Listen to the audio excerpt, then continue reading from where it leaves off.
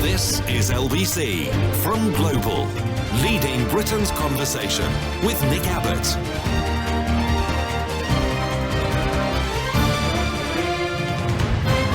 Nobody knows who the hell he is. Okay, shall I wipe up some of the texts and emails and so on from last night, because otherwise they'll just get stale. Mary says, the collapse of capitalism, climate change, World War III, the end is nigh. Blimey, that's not a very good start, is it? We're all going to die. Oh, no. Eventually. Joe in Neasden says, Nick, I'm an expert on the climate. Oh, well, then no one is remotely interested in your opinion then, Joe. He says, I'm an expert on the climate. I've been, B-I-N, doesn't sound like an expert. I've been watching the weather for 40 years and I've studied the... Well, you mean you've just been looking out the window? And I've studied the reasons why our climate was different and has varied over the last few hundred years, and those changes can all be explained by science. We know why those changes happened at the moment. None of these... There's no comma in all of this. There's like about 100 words, not a single item of punctuation. Is it worth reading to the end? No. This says, I don't believe in climate change. Noah had floods.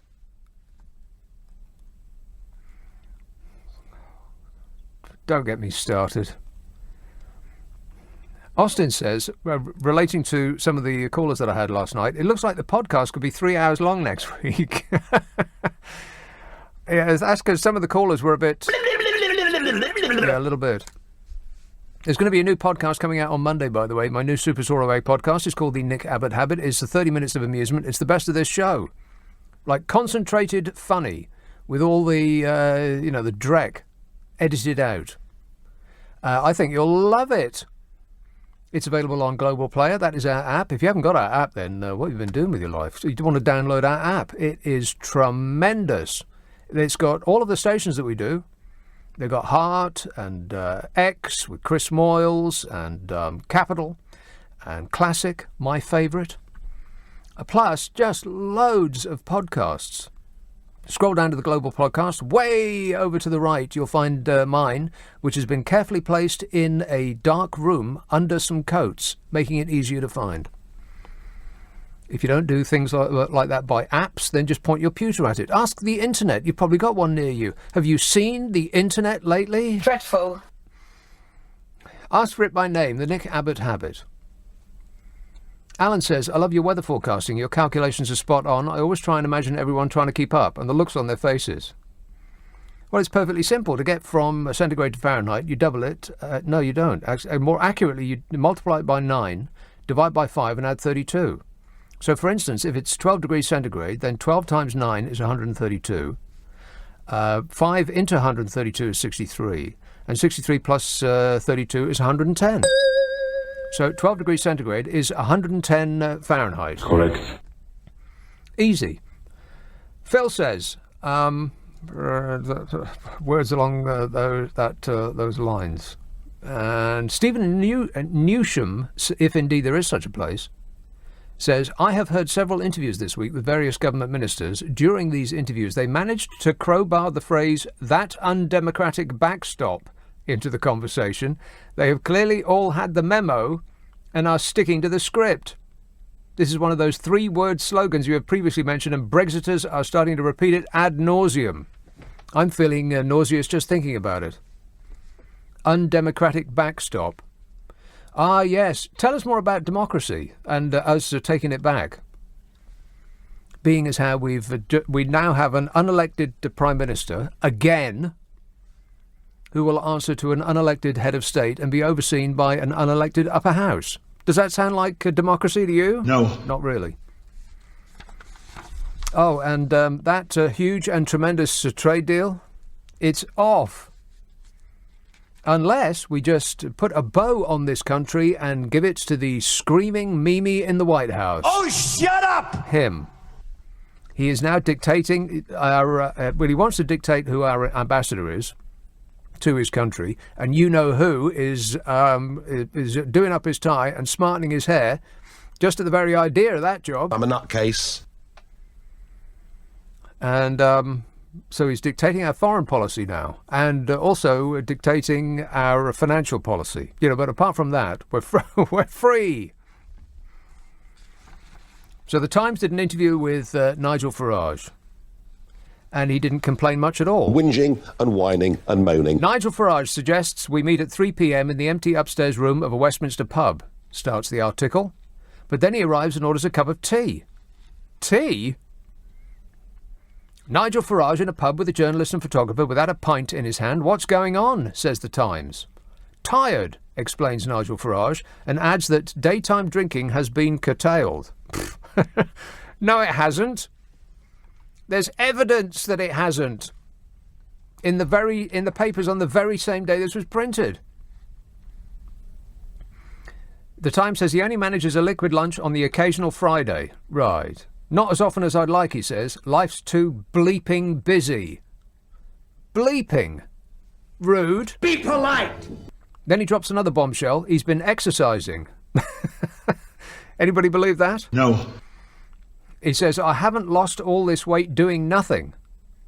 We hadn't noticed, Nige. He'd probably had his hair cut as well. We didn't notice that either. I haven't lost all this weight doing nothing, he says. My Union Jack socks barely fit me anymore. The Times says, oh yeah, in a gym? No, he says, looking appalled. Full of posers. Oh, come on. Posers? Said the man who, anytime anybody gets a camera out, poses with a fag and a pint. He's complaining about posers. And by the way, you would have to have been in a gym to know that it was full of posers. Gyms are not full of posers. And what do you mean by posers? But people just gawping at themselves in the mirror. Full of posers, he says. Oh, please. He is coy but discloses one secret of his routine. Now, for those who haven't read this article, guess what his routine consists of. Go ahead. I'll just wait while you guess. Go on, throw things at me. Anything you like. What does Nigel Farage do to lose all of that weight that nobody noticed that he lost? All of that weight that he left behind. What has he done to lose all that weight? Go ahead, have a guess. I bet my glamorous assistant wants to guess. Join in. 59. What? What's that? I thought we were talking about the weather. Oh, I thought you were talking about his age. No, incorrect on both counts. Nigel Farage claims that he has lost a lot of weight by practicing yoga. Okay, first of all, three things. Couple of three things. First, no you don't. Second, no you don't. And third, no you don't. Shows you downward dog.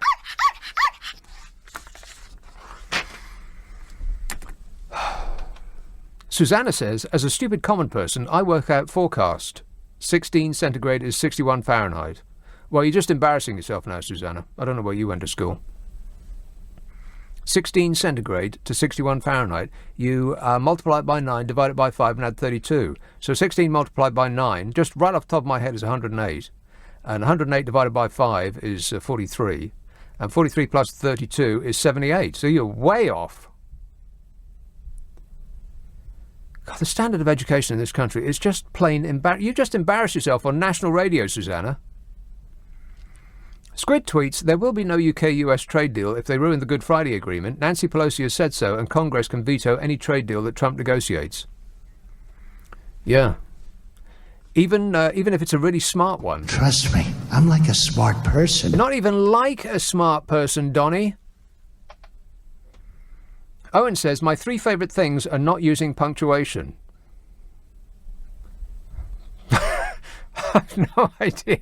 I don't know why that's funny, but it just is. Trust me, I'm a professional. Archie says, never mind a backstop. Here's the Sex Pistols. Rock and roll! I can remember when people used to get prosecuted for putting that album in the window of their music shop. Can you remember when shops used to sell music? No. Oh, yeah, that's like ancient history, kids. There used to be a thing called music. Or there used to be a thing called albums before the advent of Ed Sheeran. Oh, Ed Sheeran. He is fantastic, isn't he? Boring. Thank you, Ed. You've delighted us enough. He's just completed, so I read over and over and over again. The papers were absolutely chock full of it. The most successful, the most money-making tour in rock and roll history. How depressing is that? I mean, the previous incumbents at the top spot were U2, which is pretty depressing. But Ed Sheeran just turns that up to 11. Not the Rolling Stones, not Pink Floyd, not the Ooh. Ed Bloomin' Sheeran. Ugh. Well, at least it's not George Bloomin' Ezra. At least we've got that. Ain't that right, Mum? My mum absolutely loves George Ezra. Can't stand him. Pete says, can you bring... Oh, by the way... Can you bring Mike on the show tonight? He can explain properly the climate change. Made my night yesterday. Who's Mike? The one you enjoyed last night. Which one's that? He was quite quiet. Was talking about climate change. I should listen to this show more. I just don't really like the host. He's an idiot. 0345 6060. At least we can agree on that. 0345 6060 973. You can text 84850. Email nicka@lbc.co.uk. And if you're on Twitter, it's at LBC. Friday and Saturday night at 10. Nick Abbott, LBC. This is LBC. Abbott on LBC. Call 0345 6060 973. Everything is going extremely well. It's going very well so far. 0345 6060 973. I want to talk about the pact that is probably going to be enacted or signed, if indeed such a thing is actually, people do put pen to paper, between the Conservative Party and the Nigel Party. And Priti Patel, I want to talk about her. Plenty else besides. But first, here's a call in Hemel Hempstead. Hello, Charles. Hello, yeah. I would just like to ask a question actually on Brexit. Oh, I know. People send me homework all the time. It's the weekend. I know. But all I wanted to know was, because nobody has given me a straight answer, and I'm hoping that you can give me a straight answer. The 33 or 39 billion that Theresa May signed us into. Theresa who? Theresa May. What's her name? Not Theresa May. We're still not missing you, Theresa. Anyway, do we have to give Europe that? If we leave on a no-deal basis, are we still tied into that deal? Yes. Yes. So we still have to give them that money? Yes. Then that's an act of willful misconduct, then. It's yeah, because basically, how do you hand over a load of money that you didn't need to hand over and then not get what you want? But we do need to hand it over because we've already agreed to hand that money over. It's a budget that we agreed to, Charles. Yep, I agree with you, but we didn't need to agree to give them it if we left. That's not true. That's like sitting down at a restaurant, eating a meal and saying that we don't really need to pay the bill. We having eaten already. Yep, but we're not going to carry on eating, are we? So why are we giving them it? Because we've just had our food. We haven't, though. They've had more out of us than we've ever had out of them. We've had okay. Can you defend that assertion? Yeah. Okay. We've had more from them than they've ever had from us. No, that's the other way around. No, look. Hold up. Look at. Don't you mean it the other way around, that they've had more from us than we've exactly. had? Yeah. Okay. That's what I mean. Right. Go ahead. What are the figures? Go on. Defend that assertion. They've had more from us than we've had from them. Yep. Look at Greece. Look at Greece. Yep. What's that got to do with us? What have they had out of us? Yeah. Okay. Immediately you change the subject, Charles. Never mind about Greece. What about the amount that we've had from them that compared with the amount that they gave to us? You've only got to look at as though it's a linear equation. What? You've only got to look at my cars and your car. My cars and your car. Yeah. What is your car? What's your car? What is your car? Does this have anything to do with what we were talking about? It does. Go on. Of course it does. Mine's an Audi. My daughter's Oh, well, that tells me everything I need to know about you, Charles. So it drives an Audi. Take cover, everybody.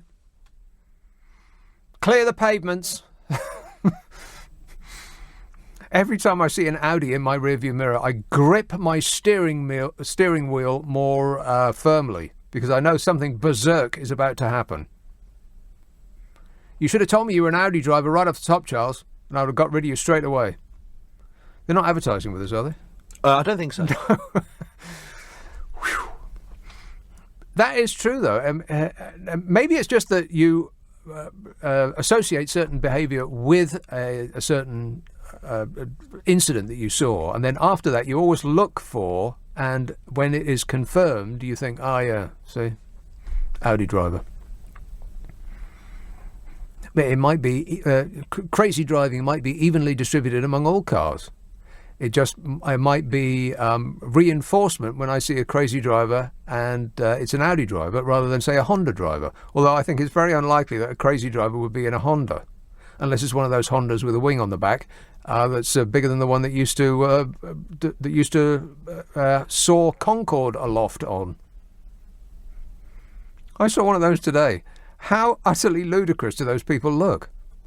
He's got a wing on the back that a jet fighter could utilise, and he's crawling along the high street at 3 miles an hour. His car looked like a trainer, as in shoe.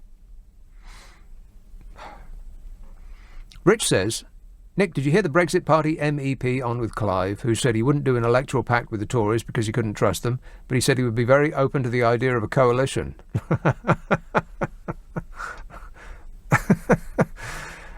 Really? We've got a few idiots in our party. That's your opinion, Nigel, and yours alone. The rag picker tweets, can someone tell clever idiot Nick Abbott we don't and never have elected the Prime Minister of this country? We elect the party of government and the leader of the party elected becomes the Prime Minister. Tell Nick he's welcome. Well, rag picker, I'll throw this back at you. Oh, yes, we do. You ask most people in the street what the name of their local MP is and they'll have no idea. People go to the polls to register their support for the leader of the party, not their local MP, whose opinions on anything they are unfamiliar with. Obviously. Another pedant. Oh, don't you know that people don't elect a Prime Minister? I read it on the internet. Probably read it on the internet. What do I know about it? All I know is what's on the internet. Here is a call in Bloomsbury. Sophia. Good evening, Nick. I hope you're okay. As a mathematician... Okay. I hope you're doing well. There you go. As a mathematician, I just want to give you a better version of the centigrade to Fahrenheit conversion by cheating. You just forget about the 9 and turn it into a 10 by up-rounding it, and then you got your 2. And then so you take 25, and then you add on, you get 50, and you get 82. And that's not too far out if you're not too frantic about getting it accurately right. I have absolutely no idea what you've just said. It all just came by me in a blur, Sophia, but please, I'm begging you, don't repeat it. All right, then. Okay, well, 4 different ways to get rid of Boris. Well, now, this is the kind of mathematical equation I like. Go ahead. To begin with, he said that anybody that is responsible for sexual assault should be imprisoned. Now, I just distinctly remember hearing there quite recently. Now, wait, before you say another word, Sophia, Boris Johnson has never been accused of sexual assault. Well, it's just that the lady said, get off me, and they called the police. Okay, well, that's that he may have just, she may have been subject to his weight. No assault took place, as far as I'm aware. Oh, yeah, okay. That the man did call the police. The other one is that he says that he's not going to have an extra terminal in Heathrow. He's going to throw himself down in front of the developers. Yeah, sure he will. Mm-hmm. Well, that's another way he might go. And then let's dig a hole and concrete him over. Why not? He asked for it. He did, indeed, absolutely. So we don't really need the Lib Dems, but it's nice to think of them. And then we've got the yellow blob in the White House now wanting to rewrite the nuclear disarmament agreements. And I just want to say that if you get your colons right, you can ask for my novel about nuclear man colon space Sophia, and then that will tell Mr. Trump that we know something about the nuclear disarmament treatment when it happened at the time. Okay, well, you're making a lot of sense, Sophia. I'm so glad. It's nice too. Okay, thanks a lot. I'll try and unpick that later. Anybody have any idea what that call was about? No. 0345 6060 973. Other than... I'll bring us into war. Yeah, we don't doubt that. We do not doubt that. It's just a question of who he's going to pick a war with. It could be China. Very unlikely to be China because China are too big, and Donny only picks on the small and the weak, which is how he wants us, by the way. Him and Vlad the Insane want us to leave the European Union so that we're small and weak. He ain't going to do us no favours. Already the trade deal, twice now, 3 times now, he said, well, you can't have a trade deal unless you do this. And then he said, well, and it was stop Huawei from building your 5G thing. You know the 5G thing? Oh, that is going to be tremendous. Groovy. I've got no idea what it is. It will make your phone act annoyingly more quickly, probably. Something like that. Won't that be great? Negative. And then he said, you can't have a huge and tremendous trade deal unless you fall in line over China. Oh, no, Iran. So we've got to do what he says about Iran now, because previously we were all for Iran. Iran were our friends. We were getting on just famously. We were all learning Isfahan. We loved them so much. And now the third thing, now you can't have a huge and tremendous trade deal if you tax our tech companies. We have taken back control from an entirely democratic organisation at which we had a big voice and gifted it to a bright orange ape in the White House. This entire country is his now. We're his dog. It's called Taking Back Democracy. Thanks, Nige. You're the best. Pat says, please explain to the fool it's a contract. We agreed it. Now we have to pay it. Tell him to think of it in terms of mobile phone contracts. What, a mobile phone contract with Huawei?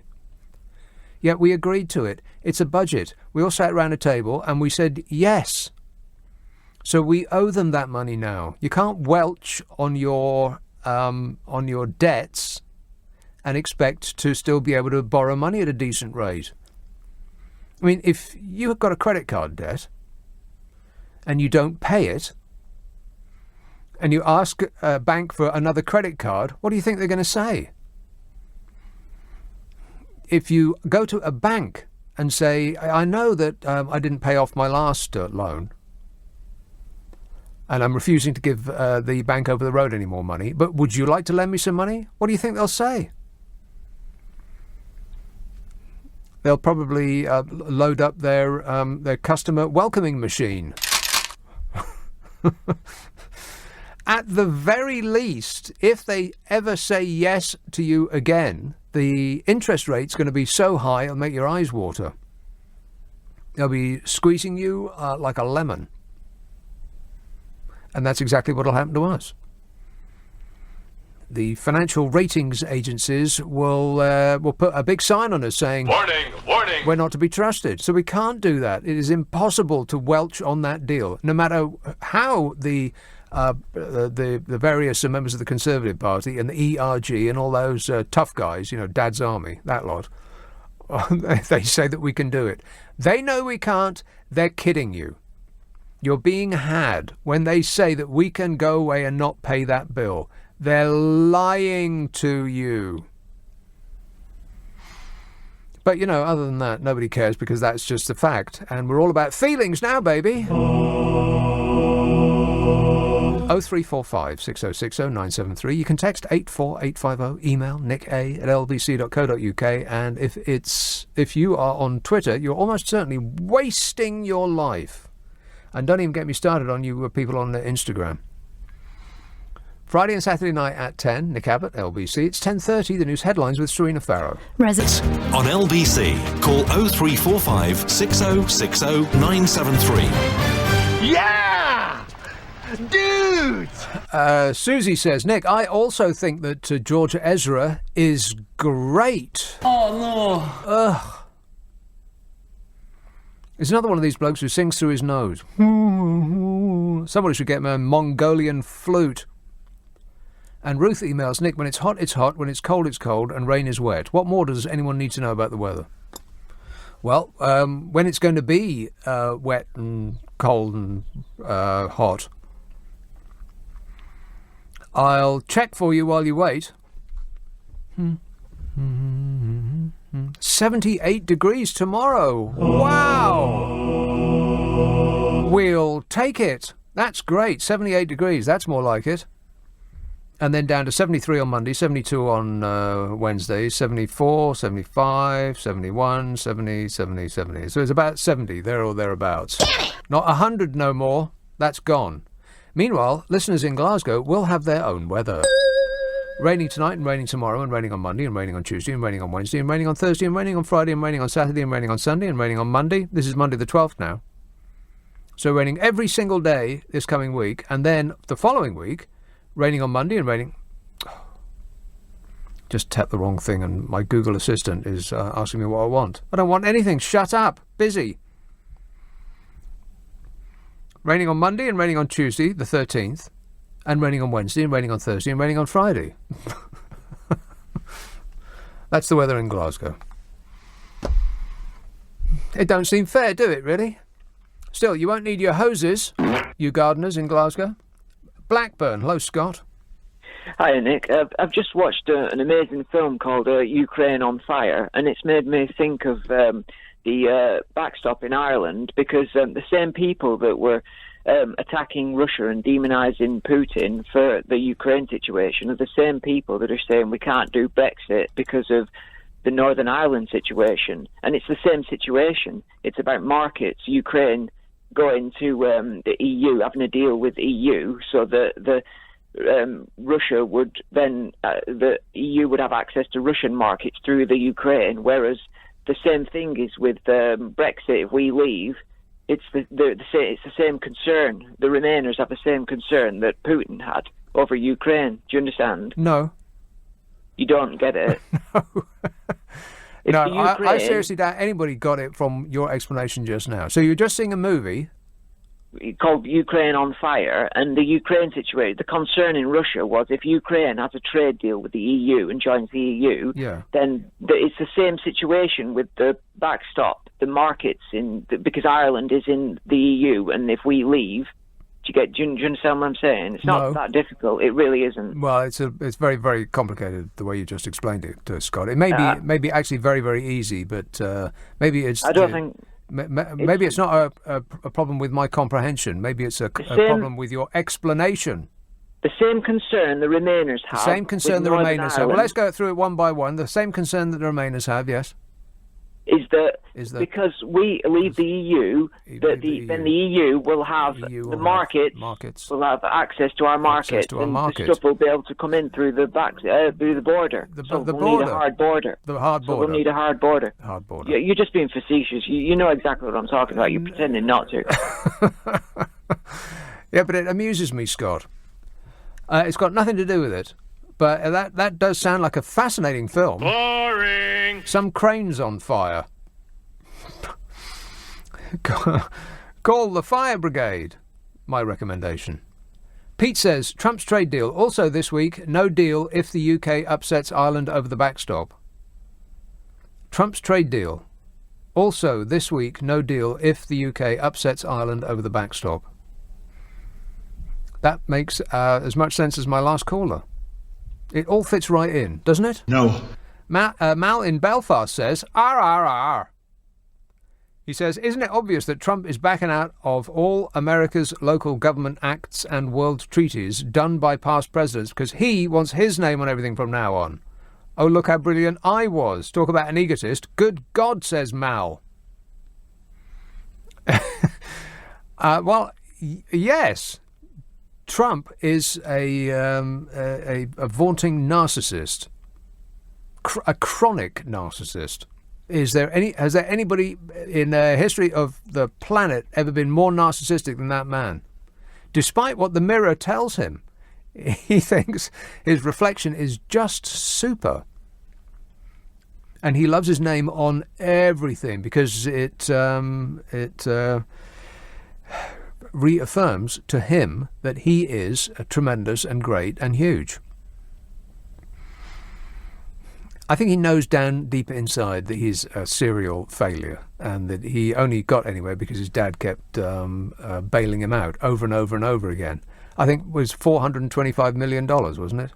Something like that. He's failed in every business that he's been in. I've been successful in every business I've been in. Failed in every business he's been in. I think he made one good deal, and that was the first building that he bought with his dad's money, which he then turned over because he just happened to alight on a good location at the perfect time. Complete luck. And it was a big building in New York, which in the 1970s, if you went there at that time, you'll know was very, very down and out. It was a hellhole, the same kind of hellhole that he just described Baltimore as. It was scary. But there was a lot of locations then that are hugely expensive, that were cheap then, that are hugely expensive now. And he was at the right place at the right time. Pure dumb luck. And he turned this building around. And I think that's the only success he's ever had. Everything else has been a failure. Apart from one thing. Persuading people that he's been a success. That is his greatest achievement. Putting across the idea that he has been a success. In that regard, he is an actual genius. But he does rely on a certain demographic to keep the flame of his genius alive. I love the poorly educated. Yeah, those people. Michael in Romford says, Nick, BMW drivers are the worst on the roads. Well, I think that used to be the case. I can remember Jeremy Clarkson said that once, that if there was some numpty who was tailgating you at 100 miles an hour down a 20 zone and literally pushing you down the road, making you go faster, it was going to be somebody in a BMW. I think that used to be the case, but it ain't no more. I think they're Audi drivers now. Every time someone does something berserk, I look over and think, oh, yeah, of course. Those rings on the back of his car. Not always a him, sexist. Women can be just as bad a driver. Yes, they can. Yes, they can. Yes, they can. Just as aggressive, just as stupid. Stupidity is not confined to the male of the species. I think you'll find that's right. Jim says, I am reading that the Queen has fixed the roof on Sandringham and has paid $500,000 of her own money. Is any of the monarch's cash her own, says Jim. Well, it is now. Once they take it from us, it becomes hers. And that's the end of it. I thought that she got the Sultan of Brunei to pay for it. Wasn't that a thing? Because they never pay for anything. The royal family never pay for anything. Everything is free all the time. You know, when Hazza went to that ridiculous party that Google just threw with all the money that they saved by not paying taxes, he went over on a private jet and a private boat and this, that and the other, and he put him up in a giant house, no doubt, that went right out onto the beach. I'm sure it was great. Did he pay for anything? No. Of course not. They never do. Hang on, I'm going to cough. That's better. Susanna tweets, maybe Trump should try yoga. Should try yoga. Does anybody want to see Donald Trump's downward dog? Negative. No. Not even Melania wants to see that. I don't care. Well, actually, she doesn't care. Let's have a call in Beckenham. Ali. Yes. Hi, Nick. Ali. Yeah, this is really weird. Happily watching a TV, and then my wife, out of the balcony window, notices these 4 lights in the sky in formation, trailing what looked like fireworks, and we thought, it's just some sort of firework display. But as I kept watching, no fireworks, no sound. They did this whole formation thing, flying as a diamond, going into a horizontal straight line, and then flew across the sky, no sound, and then just sort of disappeared. I videoed it on my iPhone, which is pants. I think I need to get a better phone. I just called in to say... Now, wait a minute. Are you trying to tell me that you have video evidence of extraterrestrial craft, but the video is shaky and difficult to make out? Because that would be incredible. No, it's not shaky, and I'm not saying they're extraterrestrial at all. What I'm saying is I've got some footage of something quite bizarre. Yes. And I'm thinking, we can't be the only people that have seen this. Well, I was on Beachy Head just the other day, and somebody had made the stupid mistake of bringing a drone there.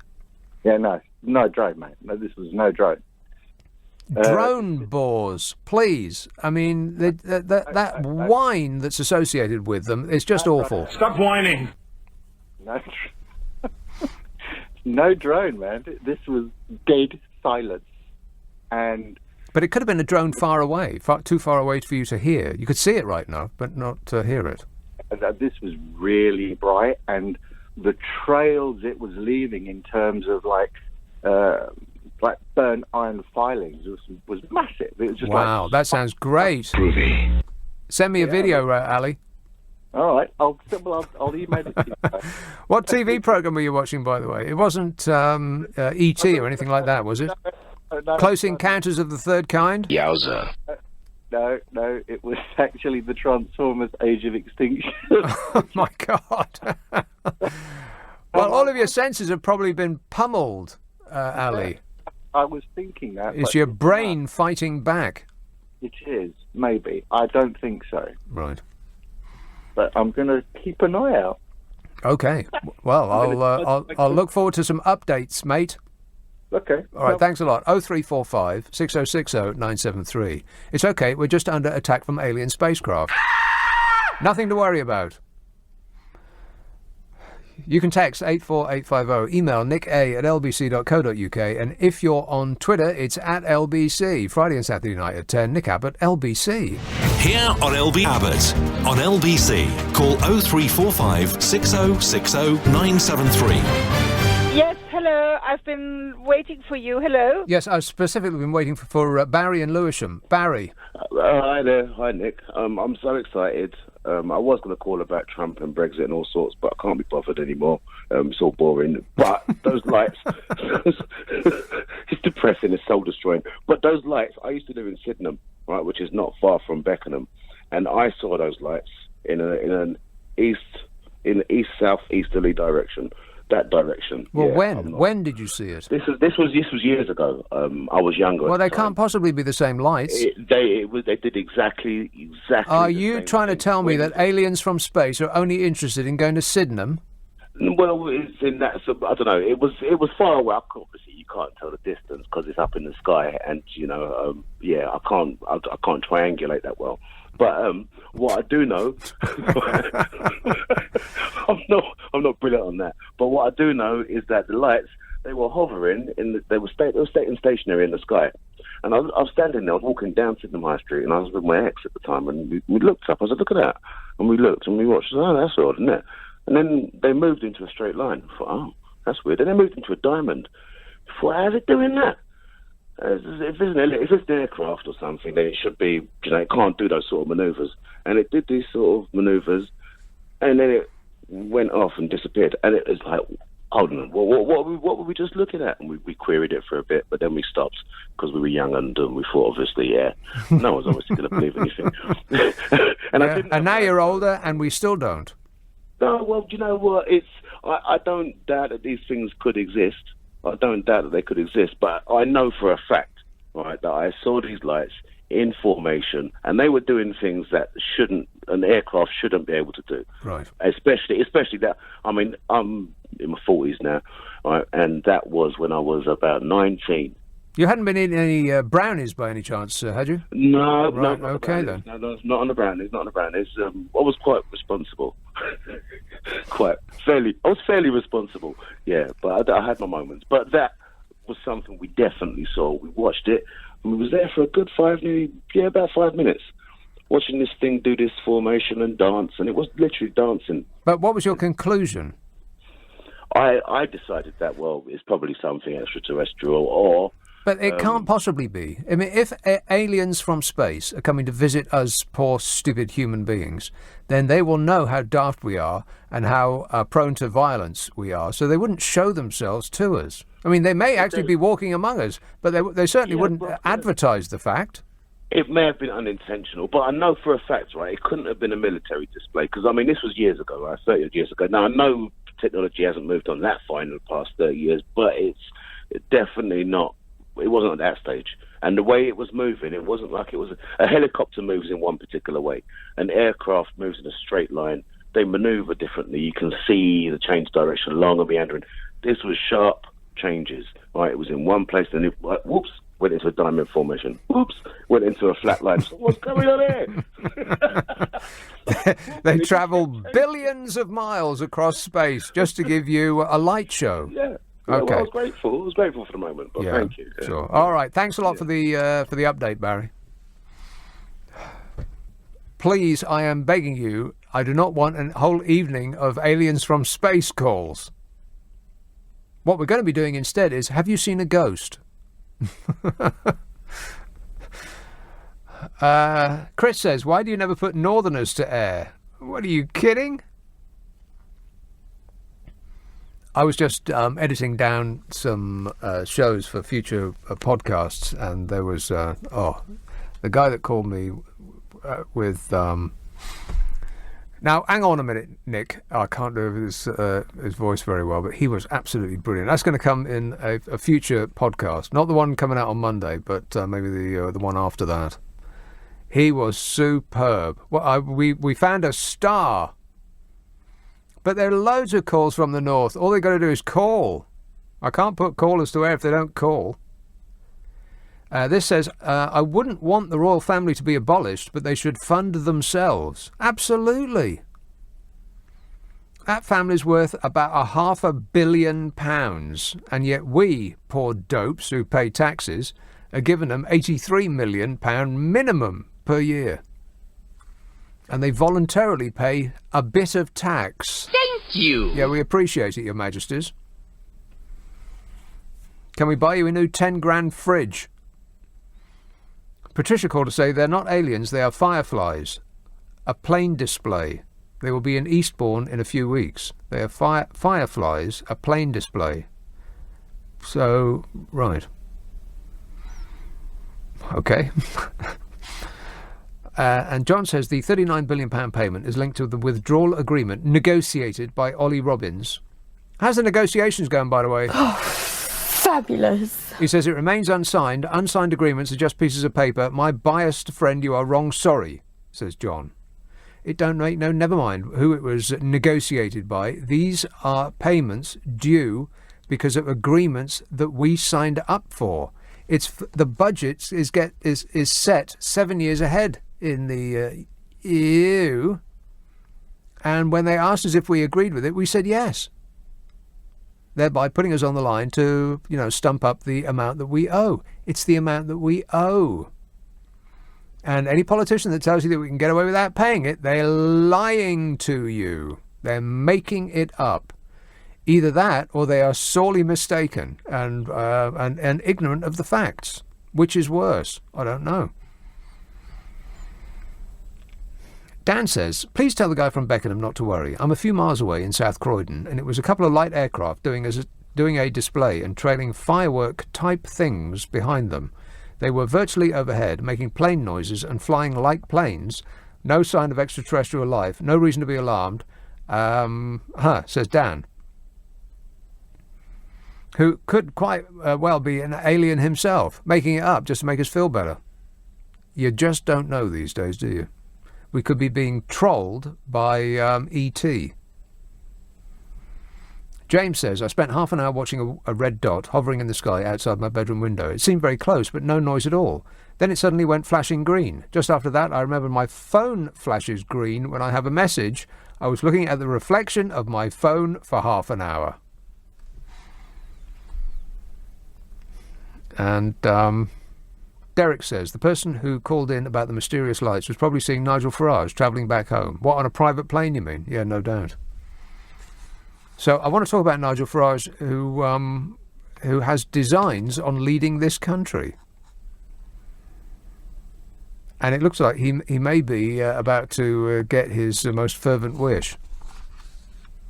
Of course, he could go to America, team up with his best buddy Donny and run this country from over there, or he could do it directly from here.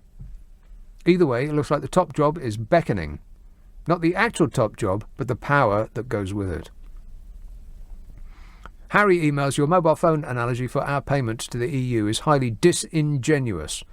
We've been a net contributor on our payments to the EC-EU for 46 years. We've never got back more than we've put in all our years of membership. If anyone is owed money, it's us back from the EU. Oh, for crying out loud, Harry.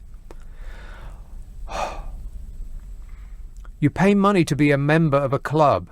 They don't just give you your money back. There are benefits to being a member.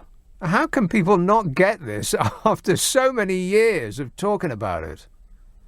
People immediately come to a conclusion about something and then refuse to take on board any information regardless of how sensible it is and how much it explains the situation. They just flat out refuse. If you join a gym, you pay them money.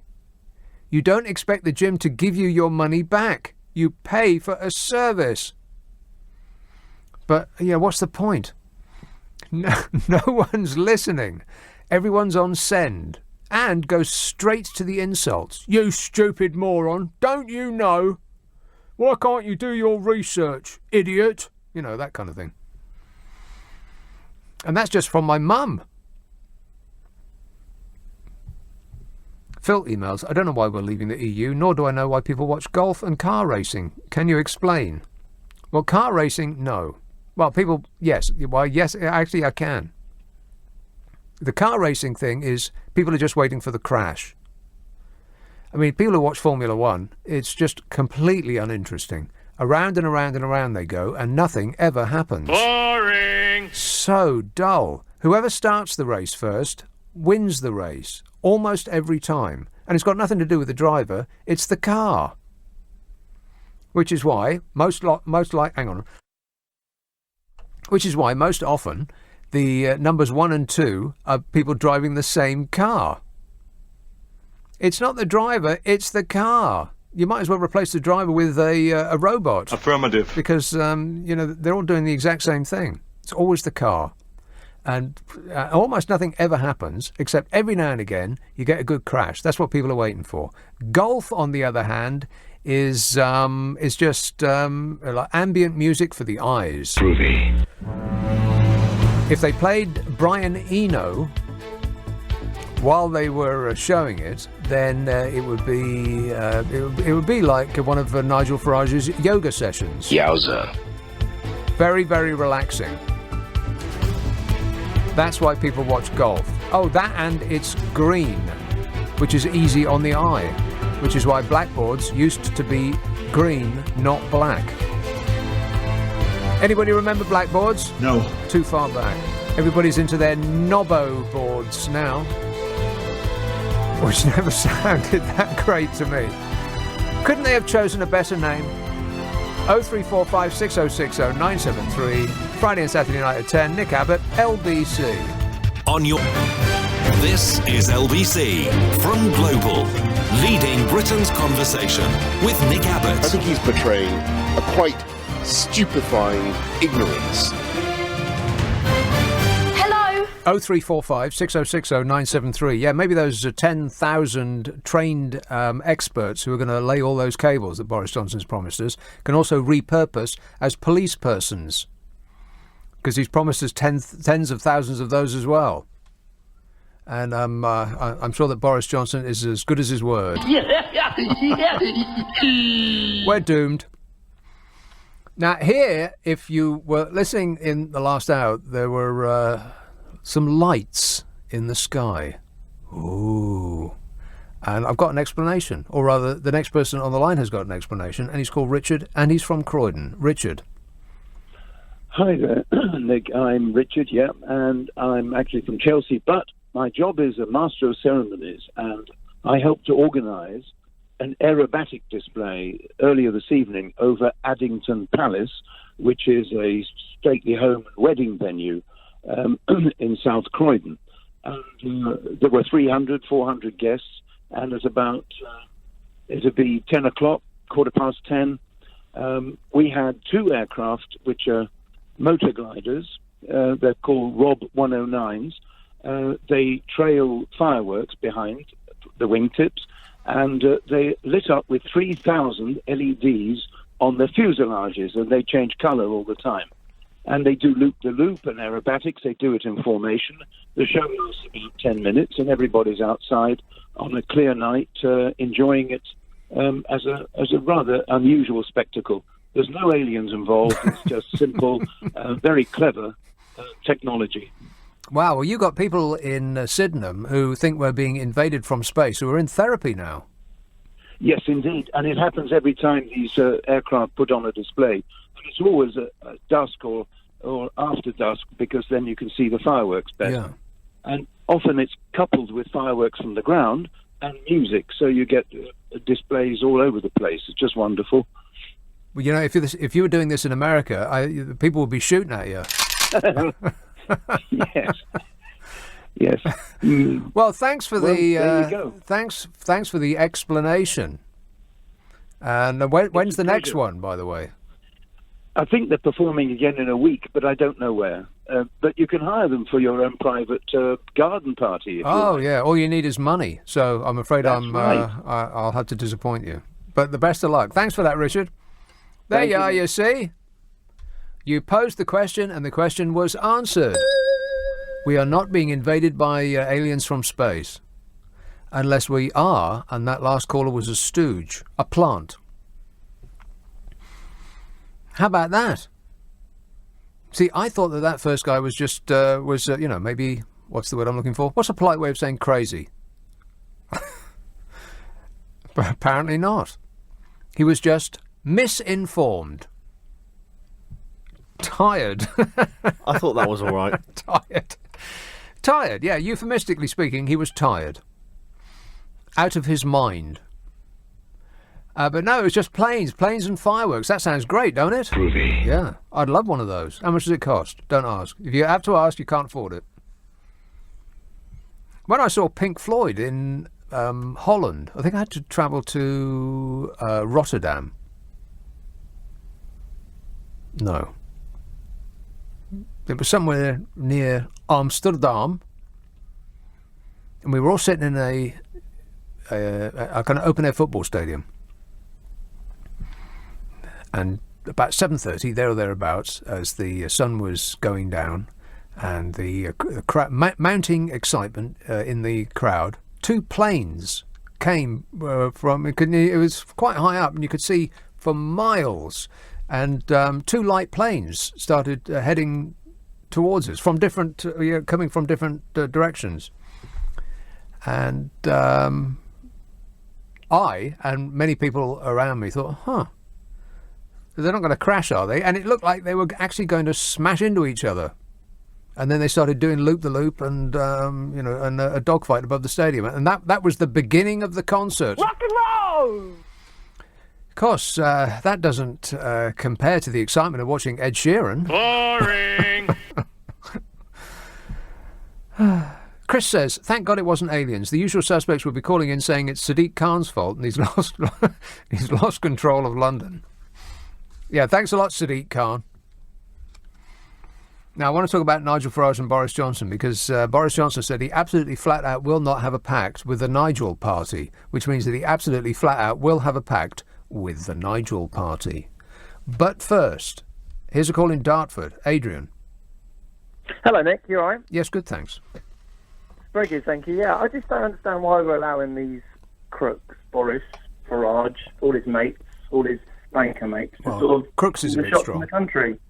Yeah, a bit strong actually. Yeah, I'll take that back. But yeah, people with questionable morals to lead this country over the edge of the cliff. I don't know why we've allowed it. Because they talked a good talk, and there's enough gullible people who are so desperate that they're prepared to believe anything, any story, any old flannel about your life getting better if you just follow me. Plus, there is that whole the thing that usually works, identifying a small minority of people and blaming all of life ills on them. Like the screaming Mimi in the White House. Exactly. Because he's been targeting people all year. I think he targeted those 4 people from ethnic minorities. They were called the Squad or something. Yes, he did. And guess who defended him doing that? Could I guess, was it Nigel or Boris? It was Nigel Farage. I'm a nutcase. And I'll come to that in a while. I mean, of all the things to say, he went ahead and said that. I know, but well, we can obviously believe Farage. Didn't he say if it was 52-48 the other way, he'd want a second referendum? That is precisely what he said. We should have a second referendum. Unless that he didn't, in which case then I take that back. There is absolutely no evidence that Nigel Farage ever said we should have a second referendum. We should have a second referendum. If anybody has any evidence, then they should forward it to me straight away. Yeah, it makes that point. Nick, just a quick question. How's the car? I just have to know how the car is at the moment. Is it still alive? No. No. The last time I was in the car, a warning light came on the dashboard. Warning! Warning! And the smell of smoke filled the car. And so it's been out of action for about, 2-3 weeks. It worked for 2 days, literally 2 days. I've driven that car since I bought it in May, about a total of 5 days. I mean, certainly no more than that. It was broken when I got it, and it remains broken now. Thanks for asking. No worries. Well, don't worry. When we leave the EU and they whack up all the tariffs, I'm sure you can buy a nice, expensive German car. Oh, well, there's something to look forward to. Thanks a lot, Adrian. Nigel Farage claims Boris Johnson will be forced to do a deal with his party when Boris Johnson realises he can't win a general election because the Tories and the Brexit Party are splitting the vote. If Boris Johnson and the Conservative Party do a deal, the type of which that party was saying was a dirty deal done by the Liberal Democrats to win the by-election this week, you remember? They did a dirty deal, the Lib Dems, said the Conservative Party. We would never sully ourselves with that sort of thing, and that's exactly what they're going to do. And if they do, then the Conservative Party, as we know it, is dead. We're looking at the end of the Conservative Party, and it's happening on your watch, bozo. Yeah. Wait a minute. James Cleverly, the chairman of the Conservative Party, accused the Liberal Democrats of striking a backroom deal, a dirty deal, with Plaid Cymru and the Green Party. The Greenies are on the up. Groovy. He said the Lib Dems, with their dirty backroom deal with Plaid and the Greens and others, threw the kitchen sink at this and got a narrow win. And that's disappointing, said James Cleverly, the chairman of the Conservative Party. It wasn't a narrow win. They overturned a majority of 8,000 odd. Conservative Party were spanked. Narrow win, my eye. A dirty backroom deal. That's how he described it, the chairman of the Conservative Party. And now that very party is considering going to the dark side just to stay in power. Awful. And what has the down-to-earth man of the people, Nigel Farage, been doing lately, I hear you ask?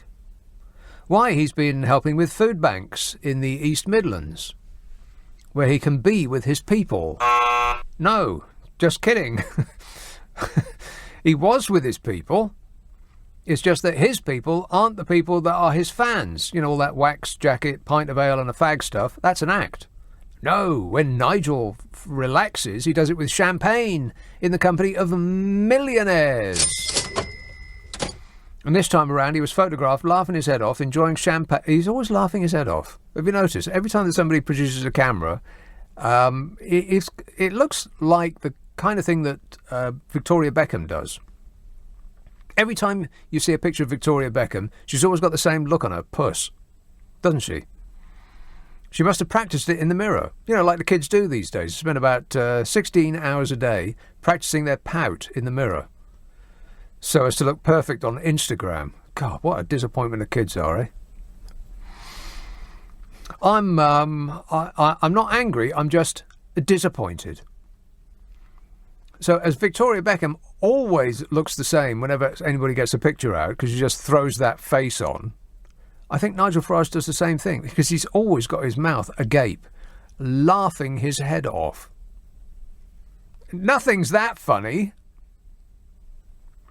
So this time around, photographed laughing his head off, enjoying champagne at the Polo, the sport of kings, in Montenegro, the playground of the super rich, with the Made in Chelsea star Georgia Toffolo. Leavers, do you ever feel that you've been conned? No, I expect not. The force is strong with them.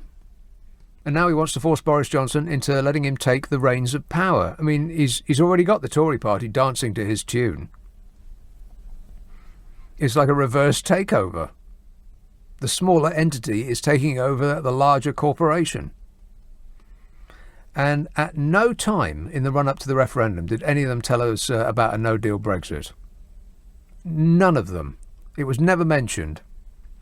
I mean, if you go back to before the referendum, nobody even mentioned the EU. Nobody was remotely bothered. God, there was a superb column in the Financial Times. I might come to that in a while. It pretty much distills everything that I've been saying about the tribal nature of politics and just, society these days. Everybody's just picked a side, and regardless of any argument that comes their way, they just refuse to believe anything that they don't, that does not confirm their already fervently held beliefs. So, we're being forced into a no-deal Brexit, which was something that nobody ever mentioned before the referendum. They say they do now, rewriting history. They say, oh, well, everybody knew there was going to be a no-deal referendum. That's what we said all along. No, they did not. Liar! At no time in the run-up to the referendum did any of them tell us about a no-deal Brexit. It wasn't even mentioned. But now, that's what Nigel Farage has got the Tories chasing. He's controlling them like he's got his hand up their bodies. Disgusting. Nigel Farage says the Tories must do a deal with the Nigel party to stand aside and not split the vote, which is what the Lib Dems supposedly did in the Brecon by-election. And is the very thing that the Conservatives were whining was a dirty deal. Whinging and whining and moaning. And Nigel has called on the Conservatives to stand down in some seats in the north to allow his party to win them from Labour. God, is that taking back control? No. Does that sound like democracy to you? Negative. Sounds like a stitch-up to me. He suggested that he could challenge Labour MP Yvette Cooper in Normanton, Pontefract, Castleford, and called on Bozo the Clown to work with his party to allow him to win seats in Labour heartlands. If that's what taking back democracy looks like, I'm a Knickerbocker glory. And of course, Boris Johnson said he has absolutely no intention of forming a pact with the Brexit Party. And as you know, Boris Johnson is a man of his word. I'll come back with more of this in a minute. 0345 6060 973. You can text 84850. Email nick@lbc.co.uk. And if you're on Twitter, it's @LBC. Friday and Saturday night at 10. Nick Abbott, LBC. LBC. Hey, Abbott. On LBC. Call 0345 6060 973. Are you trying to be funny? Because I'm all out of laughs. No, there's nothing funny about it. So that is in our future. A forthcoming pact between what used to be called the Conservative Party and the Nigel Party. A government spokesman said the Prime Minister has no plans at all to make a deal with the Brexit Party and absolutely no intention for any coalition with Nigel Farage. That's what a government spokesman said. So let's assume that they've already inked it. Meanwhile, Uncle Nige living it up with the swells at the VIP section of the Polo in the Port event in Montenegro, with Made in Chelsea star Ms. Toffolo and her millionaire boyfriend, George Cottrell, who coincidentally had previously worked for down-to-earth man of the people Nigel Farage as an aide. But Leavers, I mean, did you ever wonder why all of the people that are behind the Leave campaign are the only ones that aren't millionaires are billionaires? I mean, does it cross your mind at all? This George Cottrell was the fellow that was arrested and led away in handcuffs by American IRS agents in July 2016, while with Nigel Farage, who maintained afterwards that he did not know about his background. He spent 8 months in a US jail after being caught on the dark web, offering to launder money through his offshore accounts to what he thought was a gang of drug traffickers.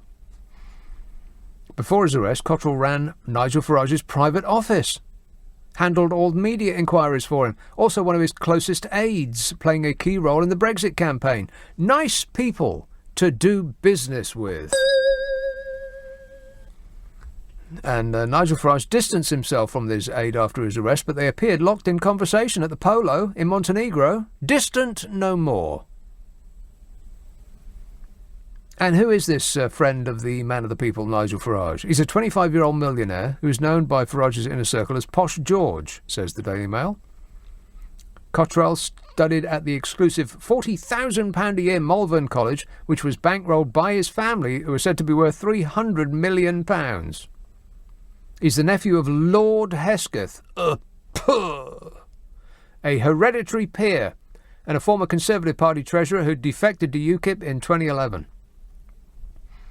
Cottrell's mother, Fiona, is the daughter of Lord Manton, a wealthy Yorkshire farmer and landowner who once dated Prince Charles. Just your ordinary average guy.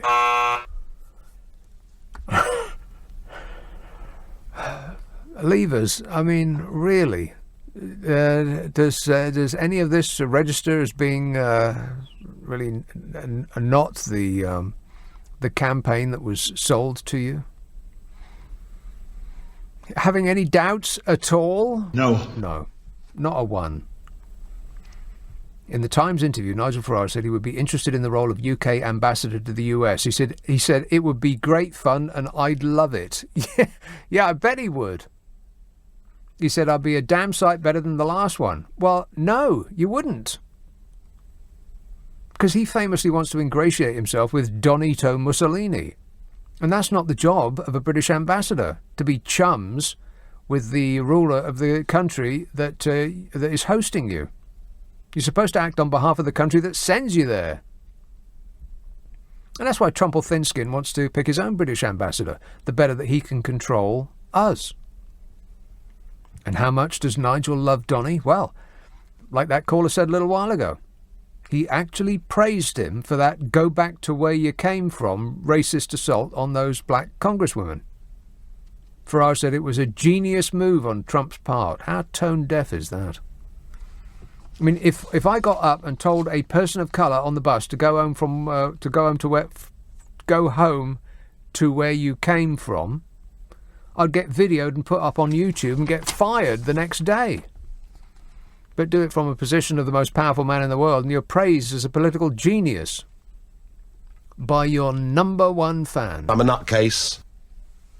Farage said, I thought, dear oh dear, you realise 48 hours on, it was a genius. It was genius because what's happened is the Democrats gather around the squad, these are 4 women of colour, which allows him to say, oh, look, the squad are the centre of the Democratic Party. He's remarkably good at what he does, said Nigel Farage. He does things his way, but he is a remarkably effective operator. Well, you know what? There's a group of smartly dressed people that appear on the History Channel a lot, saying the same things. They use the same language. People are rats, they're infesting our land, they're murderers, they should go home to where they came from. Apparently not a dark period in human history, just clever political positioning. Good to know. And such nice uniforms, by the way. Don't they look smart? But the Tories are in a bind of their own making. And this all came about because of David Cameron. It's all his fault.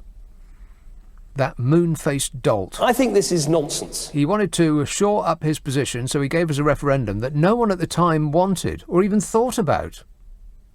in order to bring the Tory ranks to heel. How's that going, by the way? Dreadful. We're still not missing you, Dave. Don't call us. We know where to find you. You're in the shed where they keep the tools. Correct. And senior Tories warned that an election showdown with Nigel Farage's Brexit Party would be a massive own goal. That is after that by-election in Brecon, when the Lib Dems supposedly did a dirty deal, a backroom deal no less, and triumphed. Wasn't a narrow win. They overturned an 8,000-odd majority. It was huge. And James Cleverly, the Conservative chairman, he complained. Complaining he was. Stop whining. At that dirty deal. One that they're going to mirror. I bet you they do. I bet every item of clothing I'm wearing right now. I will run into Leicester Square naked if they don't. Disgusting. Because it's the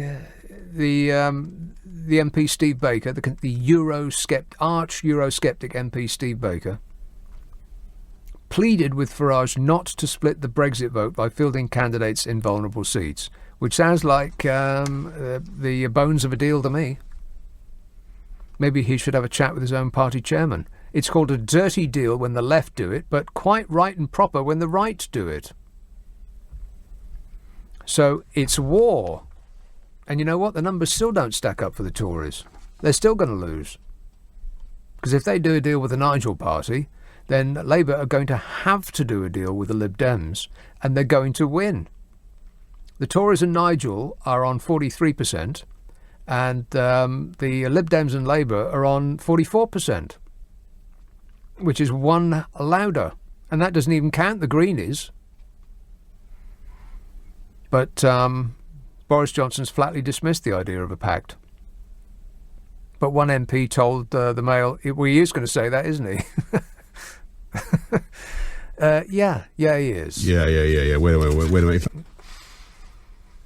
0345 6060 973. Mike says, you sound a bloke I wouldn't be envious of. Till you said you'd seen Pink Floyd live. Now I sit here in awe, he says. Well, it's nothing to be awestruck about, Mike. I just bought a ticket, that's all. Jane says, Nick, my husband was a UFO. A what? She says years ago he was flying a commercial flight back over the channel when he was asked to help in the search for a missing fishing boat. He put on all his landing lights and circled around. This caused consternation on both sides of the channel. Lots of calls were received by a concerned public. They said... And Paul in Poplar says, I don't like golf or motor racing either. I watched them because I thought it was an EU ruling. Maybe that's why it's so popular. People think that they have no choice in the matter. It's the evil European Union forcing them to watch that stuff. I honestly can't imagine why anybody would watch Formula One motor racing.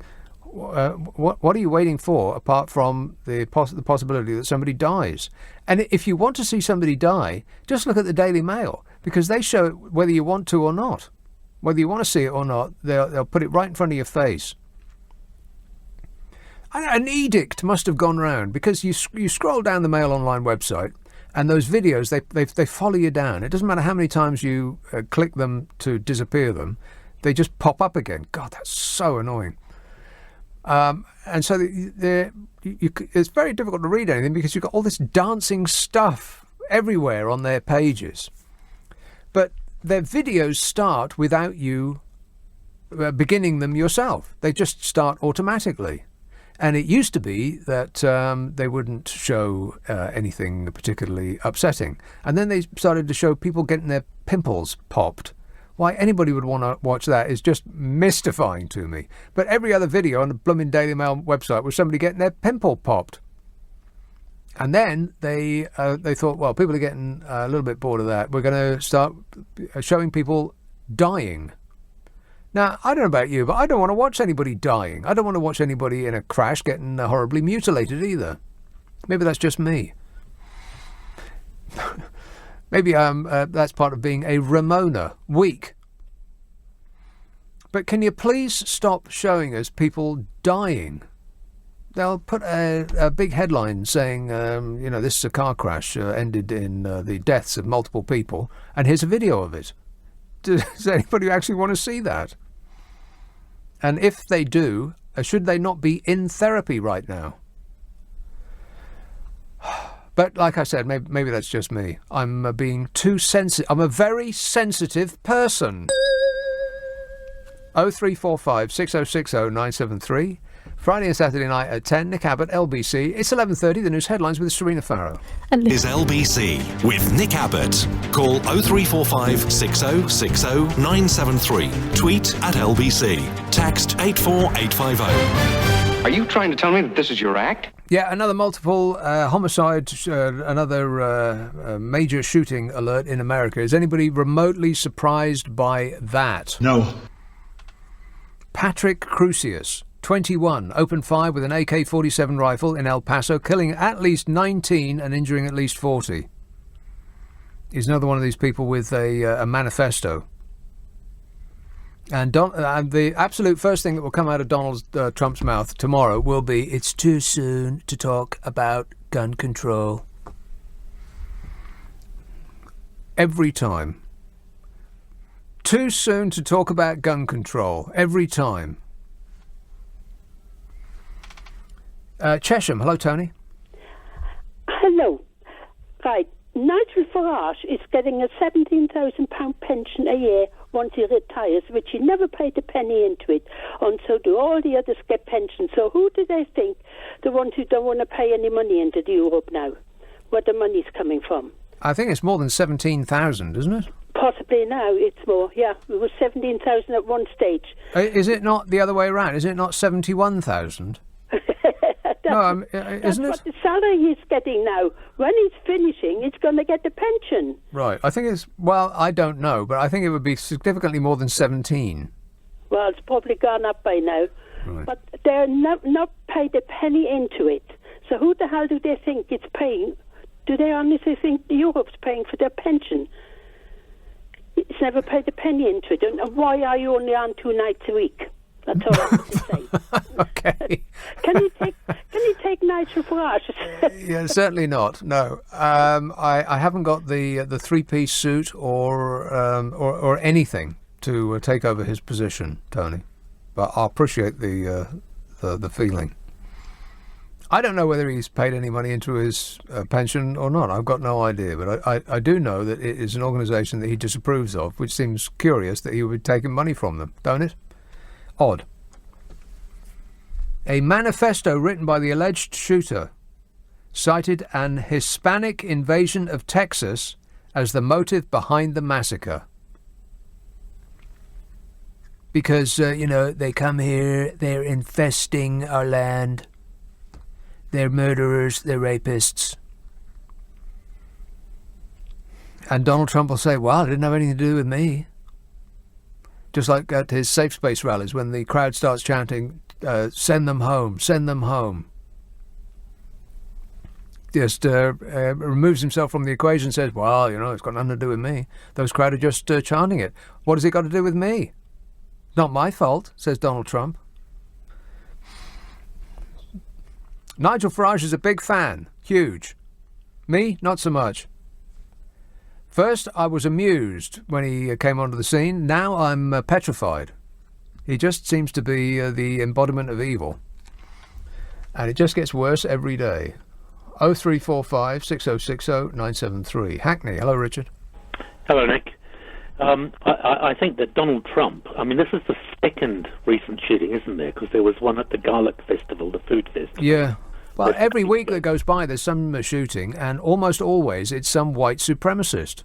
Maybe Donald Trump should go back to his gun-infested country and exactly sort out the problems, the local problems, before he starts speaking on the international stage. Yeah, precisely. Go back to where you came from, Donald. Yeah, sort out the problems in your own backyard before talking to any of us.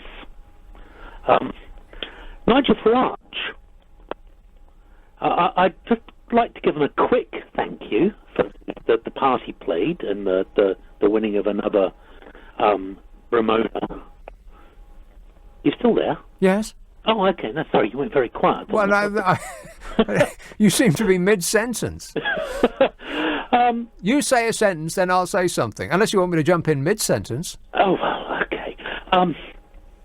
What I don't understand is everyone's saying, like, well, they're saying two things. They're saying, A, there was a dirty deal done, which is somehow, I mean, I want to know how much did the Liberal Dems pay the others to stand down? Because the last dirty deal I heard done in politics is when the Tories paid the DUP £1 billion to secure 10 votes in Parliament. Yeah. Now, that seemed to be a fairly dirty deal, given that it was my money they were paying them with. Yeah. I think it goes... What's that noise? What noise? You can't hear that? Oh, my God, the computer's just... The printer has leapt into it. We've got the world's noisiest computer in this studio, but we'll pretend that it's not happening. The machines are taking over. Aren't they just? Yeah. Affirmative. Now, I've seen that film and I know how it ends. Badly for all of us.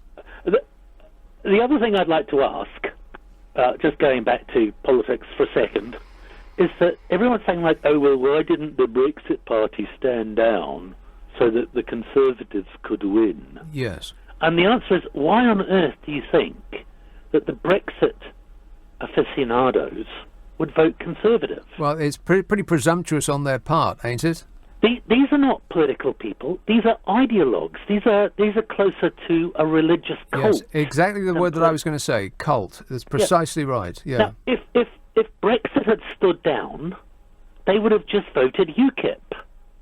Well, that's an interesting point, yeah. And because if UKIP had stood down, they'd have resurrected the BNP. Well, I think that's slightly different. No, you say that. We forget. I was in Brussels 5 years ago. I was taking my kid to... he'd been invited by the EU to do a computer thing. Wow, that sounds fascinating. He got a tour of the EU Parliament. Huh. And Just I keeps remember getting taking worse a and photo. worse. I remember taking a photo of... they have inboxes by country. And side by side was Farage, N, and Griffith, N. Nick Griffith, Nigel Farage, side by side. Only in the post room. I'm sure that their politics are very different. We forget that the BNP was an actual political force as little as 5 years ago. Yes, they were but in the European Parliament. Well, yes, but I think their message, their credo, is slightly different to UKIP and the Nigel Party. True, but they have disappeared at about the same rate that the Nigel Party has expanded. Well, the Nigel Party has just taken everybody from UKIP because UKIP was the Nigel Party. So all of his fans, which is, the cultists, they've just moved over. People say it's just incredible. Nigel Farage started this party from nothing, and now he's got all these people. No, it's completely untrue. It's still the Nigel Party. UKIP. If I put a fiver in front of people and ask them to name one other Kipper leader, then nobody would be able to do it. It's all about Nigel. He is the star of the show, and so he just moved over, and all of his fans followed him. Well, I get Anne Widdecombe, because it's important that 80-year-old virgins are represented. Okay, we'll disagree over the BNP. I say that if the Brexit had stood down, they would have voted UKIP, and if UKIP had stood down, they would have created a new party called Let's Get Out of Europe, and they would have voted for that. Yeah. Why do you think they're going to go and vote for the Conservatives? When we disbanded the Communist Party of Great Britain back in 1990, well, I didn't personally disband it, but when it was disbanded, the members did not flock to the Labour Party. They flocked to the SWP. Yes, it doesn't seem logical that all of the people that voted for the Brexit Party would then go and vote for the Conservative Party. And that's the equation that the newspapers are making, and that seems to be the equation that various members of the Tory Party are making. And I don't believe that's right. No, I don't believe it. It's more likely that they would have gone and voted UKIP. That seems, or a significant number of them anyway. Well, I think UKIP would have certainly had a better turnout than they had, which was coming behind the monster raving Loony Party. It's nice to see someone with honest politics coming That's ahead right. in the race. Yeah, that's right. You go, you loonies. All right. Thanks a lot, Richard. No worries. 0345 6060 973. Yeah, it does seem more logical to me that if the Brexit Party had stood aside, then all of the people that would have voted for the Nigel Party would not have then just signed on the line for the Tories. Because, in their own words, you can't trust them. Traitors and turncoats and all of the rest of it. I mean, does anybody actually trust Boris Johnson? No. I mean, come on. So I think that the maths that the Conservative Party are trying to put together here, they just don't add up. I could try and add it up for you if you like. I could do mental arithmetic on the radio. Oh, no. But I just don't think it adds up. And if the Conservative Party get in bed with the Nigel Farage Party, then surely by extension the Liberal Democrats are going to get in bed with the Labour Party. And if the Labour Party ditch the bearded Beelzebub, and I'm being sarcastic when I say that, then their fortunes will probably be revivified, thereby crushing the Conservative Party and the Nigel Party. So they're going to lose whatever happens. James says maybe the monster raving loonies and UKIP could do a backroom deal and become the United Kingdom independent loonies. Andy says, I'm a big Formula One fan, listening to you on the way home from a gig. Well, what gig? A big Formula One fan. Why? Apart from anything else, it sounds awful. It's the world's second worst sounding sport. Well, it's not really a sport, is it? As far as I can see, the car's doing all the work. And Simon in Windsor says, please, can you stop having a go at the Royal Family? As I've told you before, without the Royal Family, my delightful Victorian cottage within a stone's throw of Windsor Castle becomes a rubbish little semi under the flight path to Heathrow. 0345 6060 973. You can text 84850. Email nica@lbc.co.uk. And if you're on Twitter, it's @LBC. But remember, Simon in Windsor, if you ever see Hazard and Sparkles walking about your neighbourhood, don't look them directly in the eye. I think that's the edict from the top. And don't ever, ever, ever ask them for any sugar. Nick Abbott, LBC. This is LBC with Nick Abbott. Call 0345 6060 973. Tweet @LBC. Text 84850. What's he got to be depressed about? Yeah, another one of these multiple shootings in America. Another one. Another week goes by. Another dozen, 2 dozen. We're beyond counting now. A couple of dozen dead, but, who cares? A Walmart gunman, Patrick Crucius, 21, opened fire with an AK-47 rifle, which you can buy in supermarkets. I don't doubt. You can go and buy them at gun shows. An AK-47. A weapon that the army should only have, but, if the American government actually enacted a law preventing people from having assault weapons, then that would be taking our guns. And nobody in America is going to say that. And it's too early to talk about gun control. I bet Donald Trump says that within the next 3 days. Too early to talk about gun control. Our hopes and prayers are with the victims. That's what he'll say. He'll bring God into it, I betcha. 19 people dead, minimum. At least 40 injured. He's another one of these, I betcha he's another one of these white supremacist nuts. He's got a manifesto online.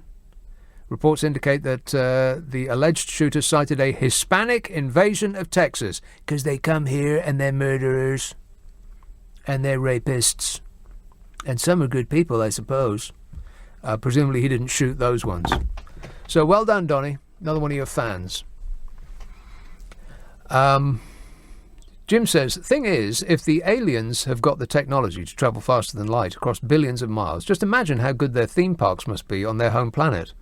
With theme parks that good, surely they'd have no reason to leave. Well, that is a good point, Jim.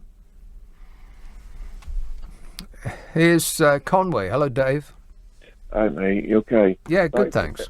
All right, buddy. Right, listen, don't shout me down on this one. Just give me 1 minute, right, and I'll tell 1 you minute. why I'll tell you why Brexit in the long term is going to be good for our country. Can't wait. Go ahead. Right. So after Brexit, right, everyone who comes into this country is going to have to go through the immigration system, which means... Well, they that do they're gonna already, have- don't they? No, they don't. Which means that they're going to have to speak English, and to work here, they're going to have to be highly skilled. Well, that's completely untrue. No, it's not, because I've been through the immigration system. I know exactly what it's like, because my wife's Filipino, so we're actually right in the middle of it. Right. So But what makes you think that they're going to have to be highly skilled? Because that's the immigration process. To work in this country as a non-EU person, you have to be highly skilled. You can't just come into this country and say I'm going to be a baker or I'm going to spread tarmac on the roads. They have Okay, to be well highly then I skilled. have a question right off the bat, Dave. Yeah, go on. If that is going to apply to all people, then where are we going to get the bakers and the people who spread the tarmac on the road? I'm going to come to that, right? Ah. So as unskilled immigration falls, right, this is going to have a long-term beneficial effect, right, on our key services, i.e. schools, housing and NHS. How will that be? But let me tell you this. Right, Well, no, wait a minute. Let's take it point by point. How is it going to have a long-term benefit? Well, I'm going to tell you because my next point covers it. Because unemployment will fall. Because people will lose their benefits if they refuse to do the job. But Dave, we don't have a lot of unemployment in this country. We've got loads of No, we don't. Well, we've got loads of... No, we don't. We have full employment. You know, we don't. You're living Yes, in London. Dave, we do. We have full don't, employment. Unemployment is about 4%, there or thereabouts, which is what economists call full employment. You always need a pool of available people for businesses to take from. If we've got 100% employment, then an economy can't go anywhere. You always need some people who are unemployed or underemployed for an economy to grow. We have full employment. We do not have an unemployment problem in this country. Yeah, but Mr. Nick, you're missing my main point. Unskilled immigration will fall, right? Yeah. Because the people will have to go through the immigration process. Right, but so what are we going to do to fill all the unskilled jobs that won't have anybody doing them anymore? There's people on unemployment benefit which will lose their benefit. Dave, we've just gone around in a tight circle. No, we we haven't. don't You go have to the job an centre. unemployment problem in this country. Nick, we have. You go to any job Oh my centre, God! people No, say- yeah, of course there are people in job centres. Do I have to Signing explain? on. Do I have to explain it again? Yes, there are some people that are unemployed, but that is a requisite of a healthy economy. You need some people to be unemployed because otherwise businesses wouldn't be able to employ more people. We could have full employment. We would do have full employment. We don't, Nick. Dave, you misunderstand the phrase full employment. Again, you cannot have 100% of the people employed because that would mean that no business would be able to expand. Okay, I take your point on the full employment, but what I'm trying to say is everybody once we leave Europe, everybody is going to have to go through the immigration system. Now the immigration system is very stringent. It's very hard. Again, we've just gone back to the beginning again. So what are we going to do about all of the jobs that are unskilled that people in this country don't want to do? This is where we differ. There are a lot of unemployed people in this country who will be forced to do that type of work or they will lose their benefits. Okay, well, I've explained it as many times as I can, and I'll just be repeating myself. I've already done so twice, and it still doesn't seem to have, broached your defences or breached your defences, Dave. So I can go no further. But anyway, good effort. 0345 6060 973. Linda tweets, "We don't have full employment. Utter rubbish. Wouldn't need job centres in every town otherwise." Oh my God. The stupidity is strong with some of these people. Some people you just can't reach. Linda, full employment doesn't mean 100% of the people are in employment. That's not what economists mean by full employment. But, as I said, I've already explained that several times over. Please don't make me do it again. I mean, it's obvious, ain't it? Apparently not. Mike says, given that Plaid lost their deposit in 2017 and the Greenies didn't even run that year, I think both the other parties were happier to save the expense of campaigning and a lost deposit in Brecon and Radnorshire while gaining some free publicity. Yeah, they hadn't got a chance. What would be the point? Plus, what kind of what sort of numbers were the Greens going to get anyway? And Plaid. Patrick emails, listening to you religiously every Friday, and like it's a religious experience. Yes, my son. Listening to you religiously every Friday and Saturday. Don't agree with you about F1, as I love racing, follow it always. Why? Nothing ever happens. Ever. And it takes all day.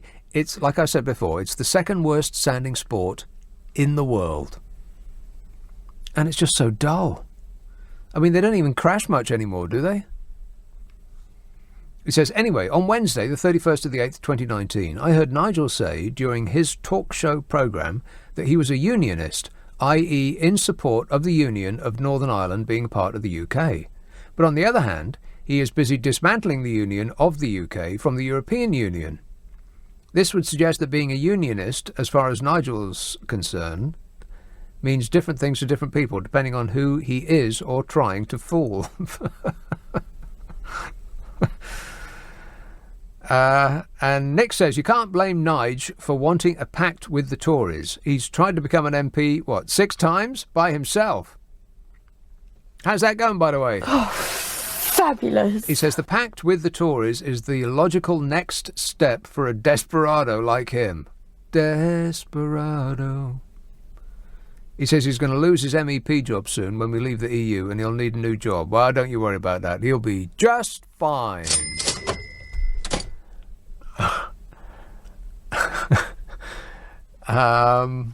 I haven't really got time for another call before the news, so I'll take some of you lucky people when I come back after the news. I'll fill the time between now and then by wiping up some of these messages, of which there are a boatload. Bill in Fleet says, give it up. The Tories will get most of the seats but won't have an overall majority. Hence, they have the right to reform a government regardless of the size of a coalition of the losers. I used to enjoy your show, then you started whining. Stop whining, he says. Whinging and whining and moaning. By what method will the Tories get most of the seats? How do you work that out, says Bill. And Paul in London says, I blame the EU for Love Island. Well, someone's got to take the blame. Who's responsible for Love Island, by the way? And why are they still... I thought that programme was over. Why are they still infesting the newspapers? Even serious newspapers. It's a mystery. Well, it's the saviour of ITV. They've thrown everything else at us, and we aren't remotely interested. But Love Island, oh... boy, the opportunity to see somebody under the age of 50 actually potentially having sex with each other, they're not going to show it to you on television. Ever. Ever, ever, ever. They're never going to show you people having sex on television. Not now, not ever, never. And yet, millions of people watched in anticipation. 0345 6060 973, text 84850, email nick@lbc.co.uk, and if you're on Twitter, it's @LBC. Friday and Saturday night at 10, Nick Abbot, LBC. This is LBC from Global, leading Britain's conversation with Nick Abbot.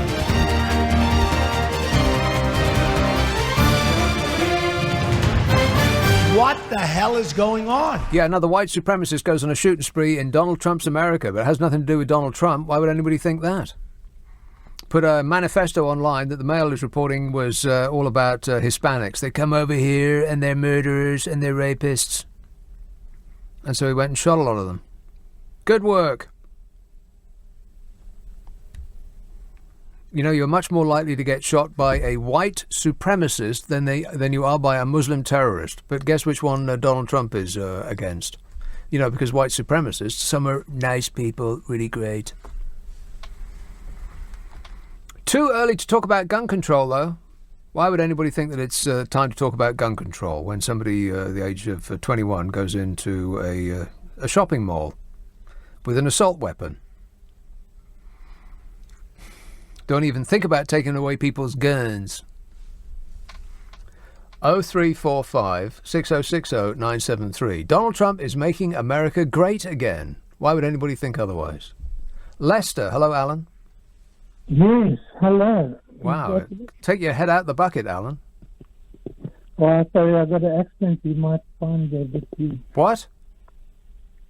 Hi.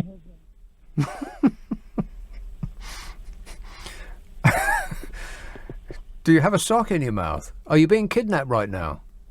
Knock 2 for yes and 3 for no. Are you safe? Are you in the back of somebody's van? Hello? Well, he's on the line. An ecstasy of fumbling. I think I'm going to have to leave you to whatever it is that you're doing, Alan. I can't imagine. Disgusting. Let's have Chelmsford. Hello, Richard. Hello, sir. Ah, a line with clarity. It's like you're in the room. Yes, sir. Yes, we are. We're in the bedroom. No. I mean in this room, not your room. This room. I'm sorry. I'm just I'm sitting with my girlfriend, and we're talking about. We're listening. I listen to her all the time. Honestly, Steve Allen, you know, and what's his name? Nick Ferrari and all that, you know.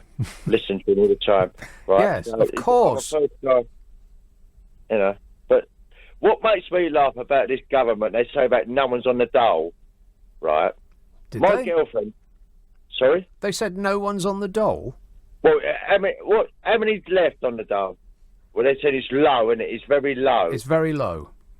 Yeah, why is it very low?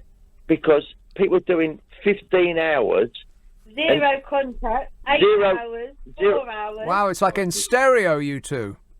Oh, my girlfriend's ready to go. She's flipping more than me, right? Because what makes me laugh is they're off the dole, so that's one off, right? But people are doing sort of 12 hours, 10 hours. Yeah. So they're off the dole, but they're not. They're still claiming benefits from other governments, other like rent, universal credits. So those people it looks low on the government because they're doing a great job because there's so many people unemployed, but they're not. They're doing 15 hours just to get them off that number. Do you know what I mean? No. Go on. No. No, I mean yes. Or do I mean no? Yeah. What are you talking about?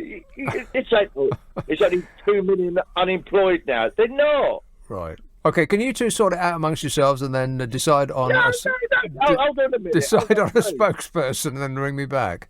Or don't. Well, I'm the Spurs anyway, if you're going to say Spurs. Okay, but how's life in Chelmsford, by the way? Well, it's very... Well, money's tight. Yeah, too tight to mention. That's a record. And I just asked because I used to live in Chelmsford, or just down the road there in Writtle. We're in... where am I, Sharon? Where are you? Do you know where you are? Whose house are you in? We're living in an £850, right? £850 a month rent. And I have to... She works... How many hours she works? 24. She works 24 hours, right? So imagine what that is, because she's off the dole, yeah? I'm self-employed, and I travel from Cheshunt to here every day and work in Cheshunt, backwards and forwards, and I've got 9 children. What? 9? Yeah. 9 children? Holy smoke, Richard, you must be exhausted. You should take on board some fluids, mate. I've had a chop now, so I'm not too exhausted. Too late. No, honestly, it's really hard for me, Sharon. Yeah. It's really hard for us. Right. She works 24 hours, right? Yeah. I work full time. She can't afford the rent here, so I have to basically 850. Did you get that? You did. Okay. Well, he was just explaining how hard it was, or let me put that another way, how difficult it is. 9 children. Good grief. I'd say that was about, 7 too many. You know, for the benefit of the planet and your finances. But what do I know? Stuart says that double act could challenge me and Carol McGiffin, and I are doing a podcast. Oh, it's a good time for me to remind you about that. It's called What's Your Problem with Nick and Carol, in which we try to solve your problems. You know, like we care. If you want us to solve your problem, then you're going to have to tell us what it is. And you can do that by emailing your problem to the following address, nickandcarol@global.com. That's NICKANDCAROL @global.com. If it's a serious problem, then this is probably not the place for you. But otherwise, then we'd be delighted to try and help. And the podcast will be coming out in September. We thought about putting it out now, but August is not a good time to put anything out, really, to start anything in August, because everybody's away. So when September comes around, then in probably about the second week in September, then we'll start putting it out then. And we've done a couple already, and they're proper funny. But then, you know, Carol McGiffin she's just funny, and we work really well together. We used to do a show ages and ages and ages ago on LBC, and it was right amusing, and we picked up right where we left off. So it's something that I'm quite excited about, actually. And if you wish to be amused, then it'll be right up your alley. So if you have a problem that you'd like us to solve, then it's nickandcarol@global.com. We appreciate it. Thank you. We'll do our best to do right by you. Andrew says, absolutely spot on with the Audi being the new brand for stupidity. Whenever I see the 4 rings of doom in my mirror, my heart sinks.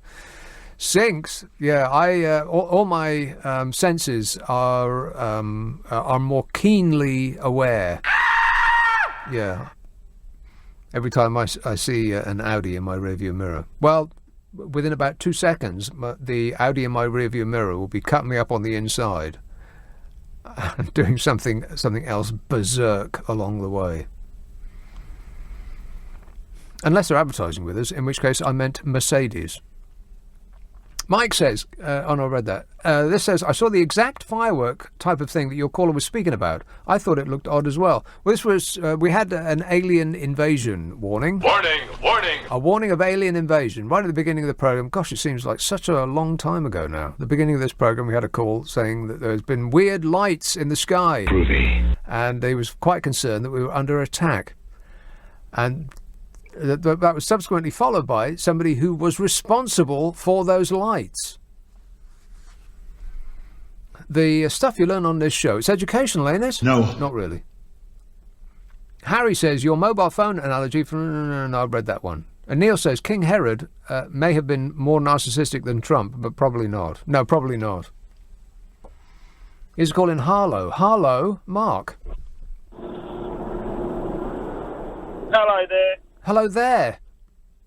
Yeah, I just wanted to address a couple of points, if possible. The first one about how we possibly cope when Brexit comes in and we no longer accept everybody in from Europe.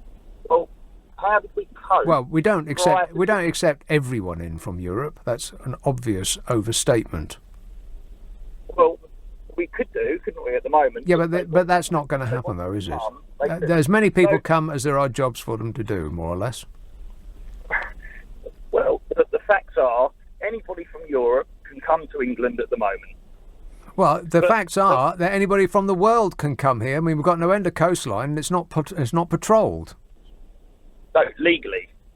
I'm talking about legally. Right. But they my would have point to. is- But they would have to find a job. Otherwise, they legally would be required to leave.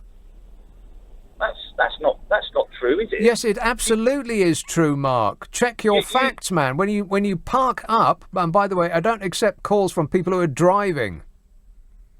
What kind of car are you driving? Don't tell me. I think I already know. It absolutely is true. You have to get employment during a certain amount of time. Otherwise, you are required to leave. Those are the rules.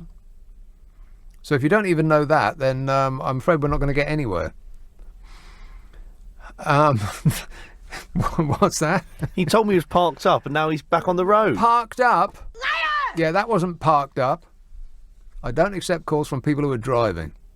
People can't drive when their full attention is on the road.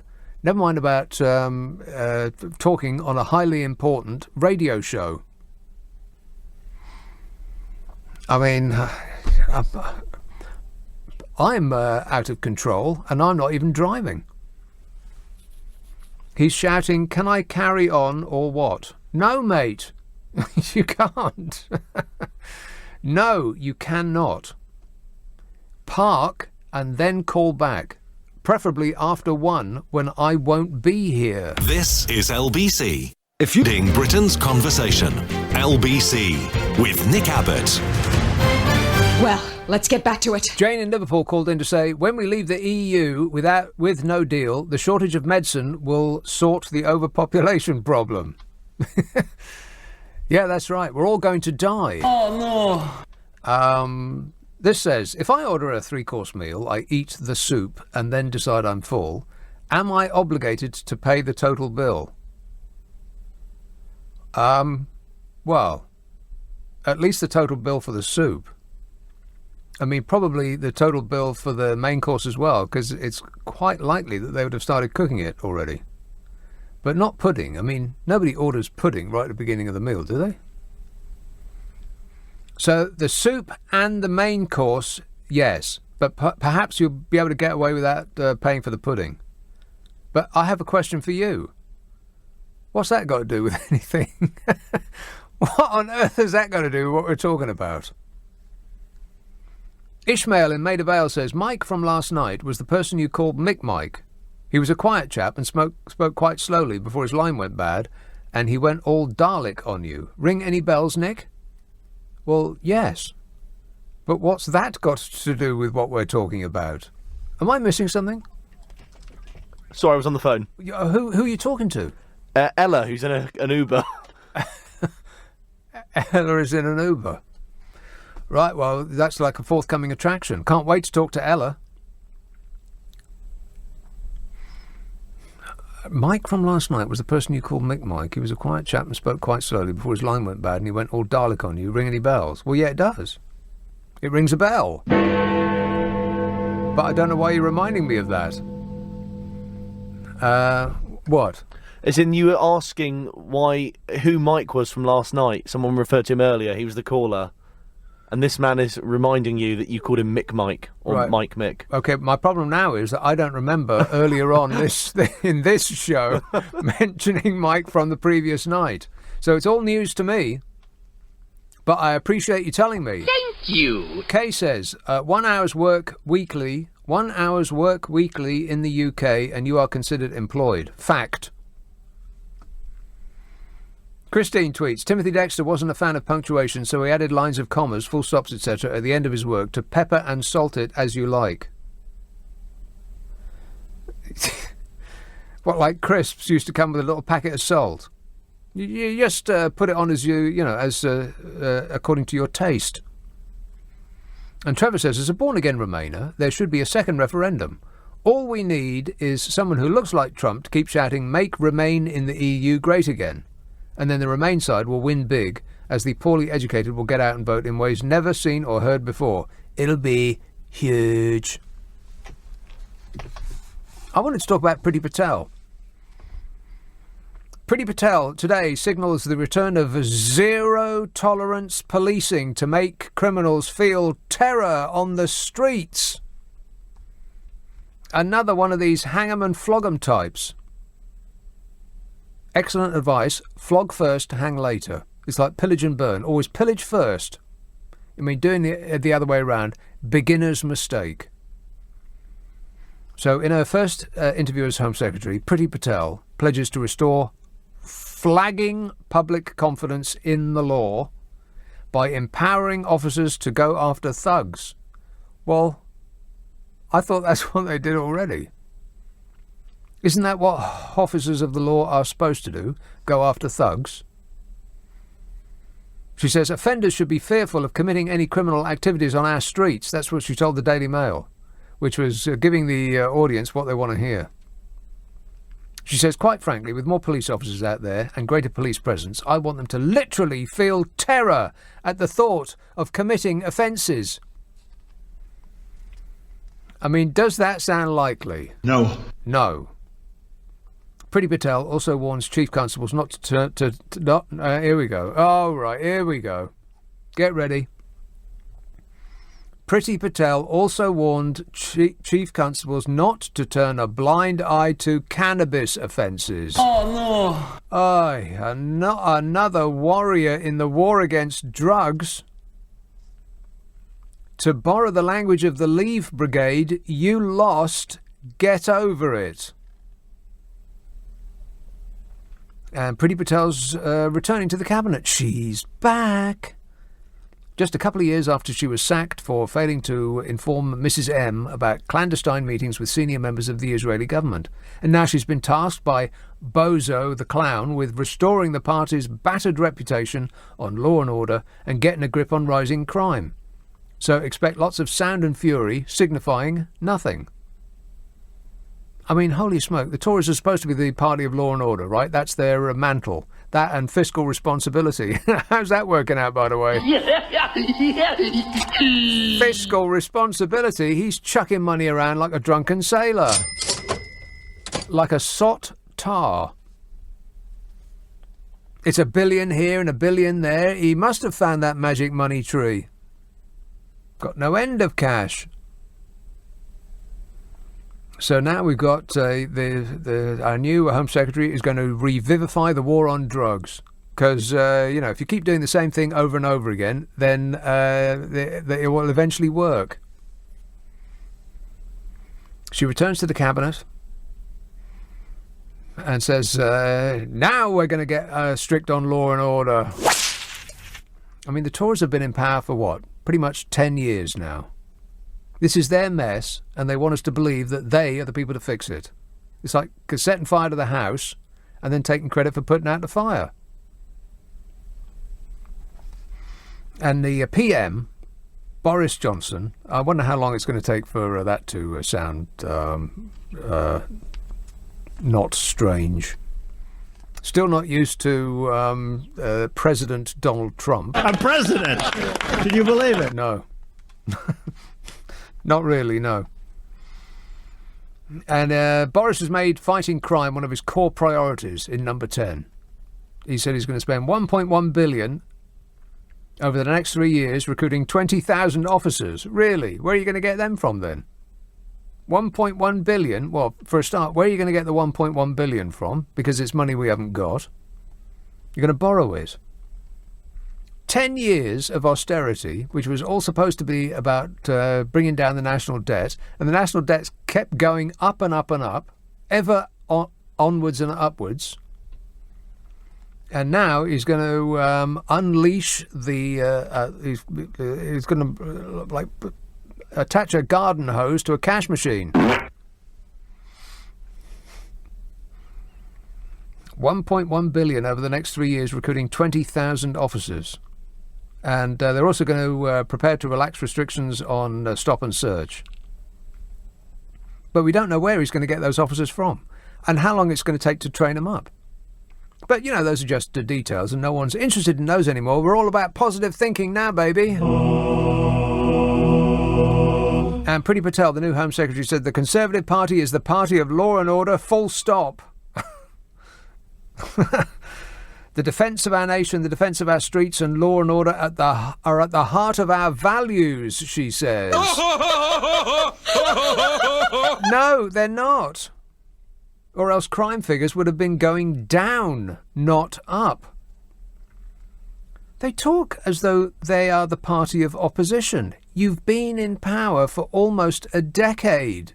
I think you've got to own the state of the nation. She says it like it's a new policy. May I remind you, you have been in power for a dog's age. How long does it take to instill order? She says she backs officers to make their judgments when tackling criminals, which referenced police being criticised for knocking moped thugs off their bikes. Yeah, and good luck with that. If that's going to be policy now, then I'm a banana sandwich. Because lawyers are going to be rubbing their hands together just at the very thought of it. The first death is going to knock that right in the head. And on the problem of county lines, the drugs gangs, the new Home Secretary, Priti Patel, calls for better intelligence sharing to stop vulnerable young people being targeted. Ah, intelligence. Why did nobody ever think of that before? Official figures show 9 in 10 cannabis users and growers in some areas of England are being let off without a criminal charge. It's a blooming outrage, says Priti Patel, who is now signalling an uncompromising stance on drugs, saying any form of drug use, you don't turn a blind eye to it at all. Really? Well, then the first thing you're going to have to do, Priti Patel, is lock up half the cabinet. Because they were competing with each other a little while ago to tell us how many drugs they took. Boris Johnson himself said that he had smoked many a spliff. Lock him up. I mean, what a ridiculous thing to say. The war on drugs is lost. It's over. You know what won? Human nature. The problem with drugs is that they are illegal, not that they aren't illegal enough. But her stance on it is worse. Well, I'll come to that in a minute. On immigration, she says she wants to attract the brightest and the best and refuse to commit to cutting numbers, which is what Boris Johnson did as well. Yeah, trust me. They're both saying, oh, we're going to get the numbers down. Don't you worry about that. Actual numbers? Oh, no, we can't go into detail. No, we're all about feelings now. Well, I'm sorry, Home Secretary, but it is a numbers game. You saying that I don't want to get into the numbers, I don't want to get into that game, that's just disseminating misinformation. It is a numbers game. I mean, if you're going to follow those that shout the loudest, that's what they're shouting for. Fewer foreigners. If they get to leave the EU, but they don't get fewer foreigners, I think you've got a problem. Because if you start to attend to the demands of those that shout the loudest, they aren't going to pipe down if you give them the first thing they demand. Because more demands are going to come your way. Yeah, and besides, I mean, we've been talking about this on this show already. All that talk about the best and the brightest. It's such guff. Who's going to do all those dirty, boring jobs that we don't want to do? I mean, eventually robots are going to do them. Correct. In the meantime, some person is going to have to do them. And we don't want to do them. I mean, what more evidence do you need that we don't want to do them? So other people are going to have to do them for us. When was the last time you went in a coffee shop and were served by a British person, ditto a restaurant of any kind? There isn't a British person at the front of house. There isn't a British person that's doing the cooking at the back. And there's not a British person who's washing the dishes. They're all foreign. Every restaurant in the country. Hotels as well, they're all shut down.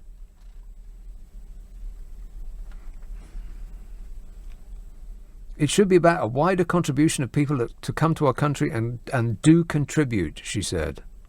I mean, all that talk of an Australian-style point system for immigration. It will focus on the skills we need, bringing the brightest and the best here to contribute to our economy in the way we've seen immigrants do for generations, she says. Yeah, that's right, making coffee and cleaning floors and caring for the sick and putting parking tickets on cars and pulling fruit off trees, that stuff. I mean, the idea that we're only going to let immigrants in that are going to be rocket scientists and brain surgeons is just ridiculous. They know that, the politicians know that, but they don't want you to know that. So we get tough talk about tough regimes. And talking about tough, there is that whole issue about the death penalty. Well, I'll come to that in a minute. 0345 6060 973. Friday and Saturday night at 10, Nick Abbott, LBC. It's 12:30. The news headlines with Serena Farrow. Nick Abbott on LBC. Call 0345 6060 973.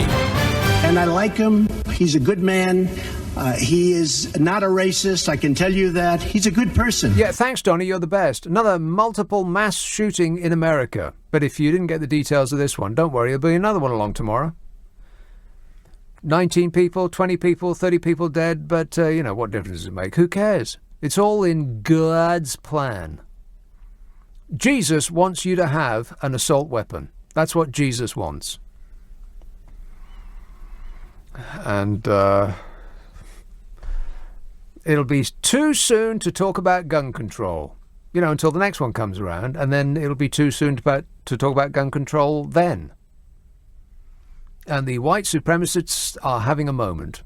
You're much more likely to die at the hands of a white supremacist terrorist than you are at the hands of a Muslim terrorist. Way more. But guess which party Donald Trump's against?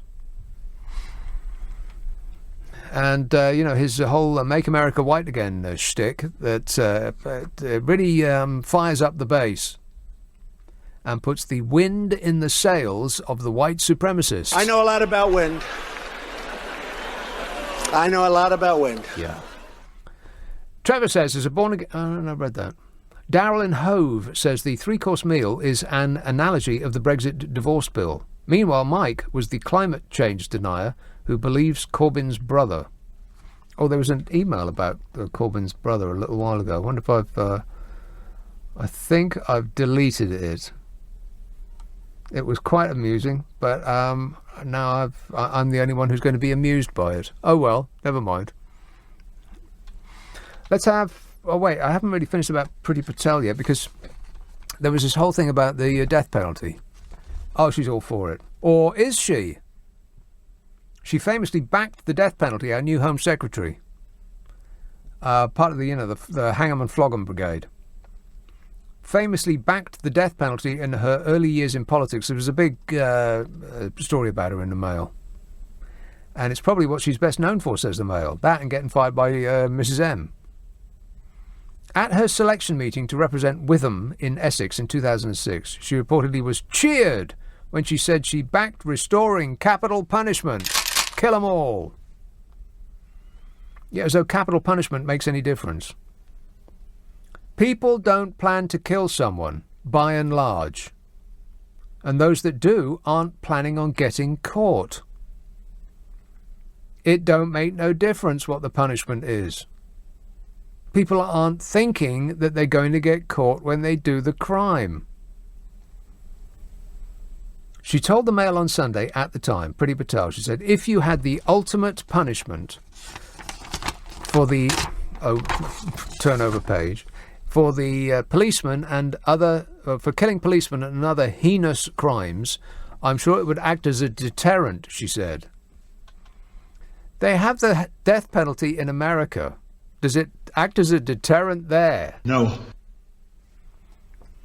She said the punishment must fit the crime, and yes, I do support capital punishment. That's what she said. But the Mail says not anymore, it seems. The Mail asked her, what made you change your mind about capital punishment? And her reply was surprising, to say the least. So that is wrong to say that I supported the death penalty, she said. She said, I have never said I'm an active supporter of it, and what I said is constantly taken out of context.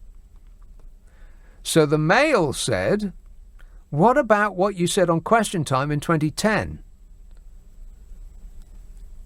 She said the quote may have been clipped to change the way it was presented. And so the Mail checked afterwards, like good journalists do. And the quote is fairly unequivocal. Ms. Patel said, quotes, I would support the reintroduction of capital punishment to serve as a deterrent because I do think we do not have enough deterrence in this country for criminals. That's what she said. And now she says she didn't say it. Huh. So either she was lying when she answered the question for this interview that she just did with the Mail, or she doesn't remember what she said about the state-sanctioned killing of people on a national television programme. I don't know which is worse. And what of this new Law and Order Home Secretary? What is it about a Home Secretary? Always have to act like such tough guys. What are her qualifications in criminality and punishment, by the way, in deterrence and rehabilitation? Well, she's got a degree in economics and once worked for a public relations firm lobbying MEPs on behalf of tobacco manufacturers. She knows a lot about pushing drugs. And, by the way, tobacco directly kills about 6 million people a year. 6 million people a year killed by tobacco. And as far as I know, marijuana has directly killed no one. Here's the stats from America. The number of drug deaths in the US in a typical year is as follows. Tobacco kills 390,000 people. Alcohol kills 80,000 people. Side stream smoke from tobacco kills 50,000 people. Cocaine kills 2,200 people. Heroin kills 2,000 people. Aspirin kills 2,000 people. Marijuana? 0. Not one. There has never been a recorded death due to marijuana at any time in US history. So our new Home Secretary talks tough on marijuana and actually used to push the interests of the cigarette companies who kill 6 million people a year. I'd say that's a pretty bad start, Pretty. Pretty bad start, Pretty. But, what do I know? I know as much as Donnie knows. What do I know about it? All I know is what's on the internet. 0345 6060 973. Let's have North Carolina. Tariq. Hey, how's it going? Wow, you're very, very loud. So far away and yet so very loud. Oh, okay. Well, I guess that's the American in me.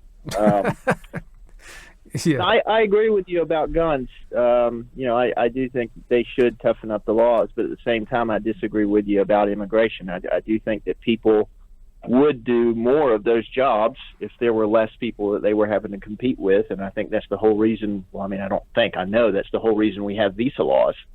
So, I do think that they do need to limit immigration in the U.S., and I would assume probably in the U.K. I can't really speak from experience because I'm not British, but, even left-wing people like Bernie Sanders have said this in the past. So, it's not really a, crazy idea in that sense. Yeah, it's just a numbers game, though, Tariq. If there are a lot of jobs in the services industry, which our economy depends on, that are being done by immigrants, and they're just, a lot of them are dull, repetitive, often dirty jobs with long hours, then if those people aren't here anymore because of our strict quotas and our limits on only the best and the most skilled and intelligent, then who's going to do them? Well, you could, even with a points-based system, you could have low-skilled immigration. I don't think, maybe some people are saying they don't want any low-skilled immigrants, but I think the government is not really they're not going to have the wherewithal to really enact that. No, of course not. Boris Johnson makes a big song and a dance about he's going to do this and he's going to do that about immigration, and then refuses to actually put a number on it, or even refuses to say that the number is going to come down. People are coming here to do jobs. They're not coming here to just lie around and watch daytime television.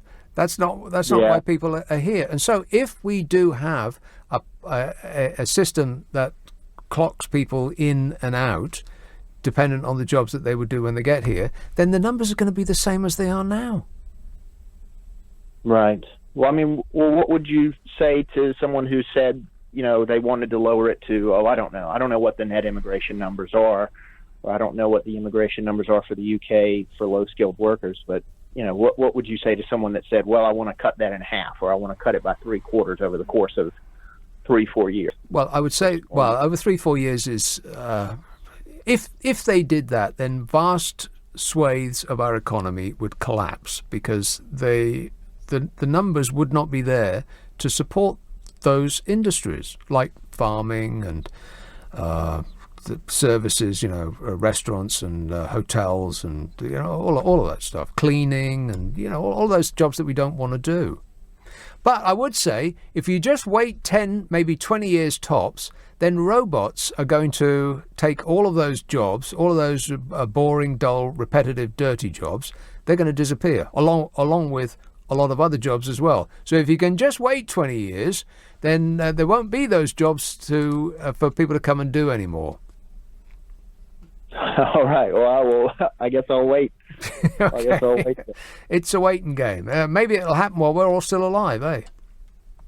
Of course, that will bring other problems right along with it, like mass unemployment, for instance.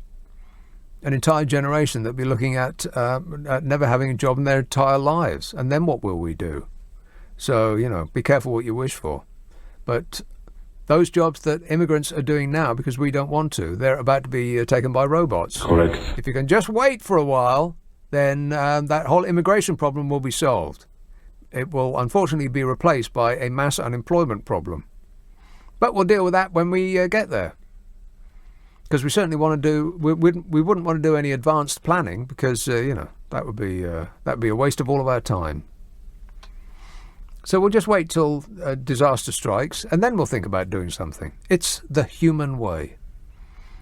0345 6060 973. Let's have Stourbridge. Hello, Mark. Hi there, Nick. How are you this evening? Good, thanks. Fantastic. Nick, I'm loving the show this evening. I've been sitting back here chilling with a bit of a G&T after work and listening to you in the background. And all of a sudden on Facebook, and I know you're not really that much of an avid Facebooker, I've spotted this, admittedly this point isn't as highbrow as some of the others that we've heard tonight. I saw this page called Tiny Kitchen. Have you ever seen it? A page called what? Tiny Kitchen. Tiny Kitchen? Tiny Kitchen, yeah. And I just suddenly thought, I wonder what Nick's take is on this. I need to know. Well, what is it? So what it basically is there's this like tiny sort of this tiny kitchen, literally, super miniature. The appliances are probably I don't know, 2 or 3 centimeters or 1 inch. I think in the old one. I think we need your conversion for that. What? It's like a doll's house. Yeah, it's kind of like a doll's house, and that they use miniature appliances to make miniature meals. Well, how small are these appliances? Super, super tiny. Literally, sort of like, I don't know, like a spoon to mix the meal that they're cooking is, I don't know, less than a centimetre long. I mean, it's absolute work of art, Nick. And I just wondered what your take was on it. I wondered what you felt about it. Have you ever seen it? I've never even heard of it. No, it's so are you describing something that actually exists in real life? Yes, it 100% real. And so these appliances are actually running on electricity that comes out the wall. Well, I think they've got a few gas appliances as well, to be honest. It sounds to me like you're making this up, Mark. How many G&Ts have you had? I've had 2 strong G&Ts, right. but that is the maximum. I assure you, Nick, it's real. I promise it's real. Okay. Will you promise me to look it up? Yeah, I certainly won't do that. No, homework. I absolutely will not do that. No, I refuse. I don't do homework on the weekend, nor during the week, as a matter of fact. Well, I can't say as I blame you, Nick, but right. if you ever get a free moment, just to pass the time, then I'll definitely look it up. Yeah, but at the moment, I'm up to my eyeballs, Mark. I can imagine, Nick. It must be a tough schedule you keep. So you're still on the G&Ts, eh? I thought that that whole gin thing was over. No, gin's proper back in now. No, I think you're behind the curve there, Mark. I think gin came back in. Nick. I'm pretty sure about this. I think gin came back in, Nick, that's what it's all and about now it went back out again. And you know how I know that? How, Nick? How? It's because I'm glad you asked. It's because the fancy mixer people are having just lately a hard time of it because that whole gin thing is over, Mark. You couldn't be more unfashionable if you tried. No, Nick, no, you're disappointing me now. I'm gonna cry into my gin now. Yeah, okay, go have another one. Yeah, don't dilute it too much though. All right, thanks a lot, mate. 0345. What was that about? Anybody have any idea? No. Tiny kitchens. Isn't that rapper? Tiny Kitchen. Oh, his stuff is great. 0345 he was on Glastonbury this year, wasn't he?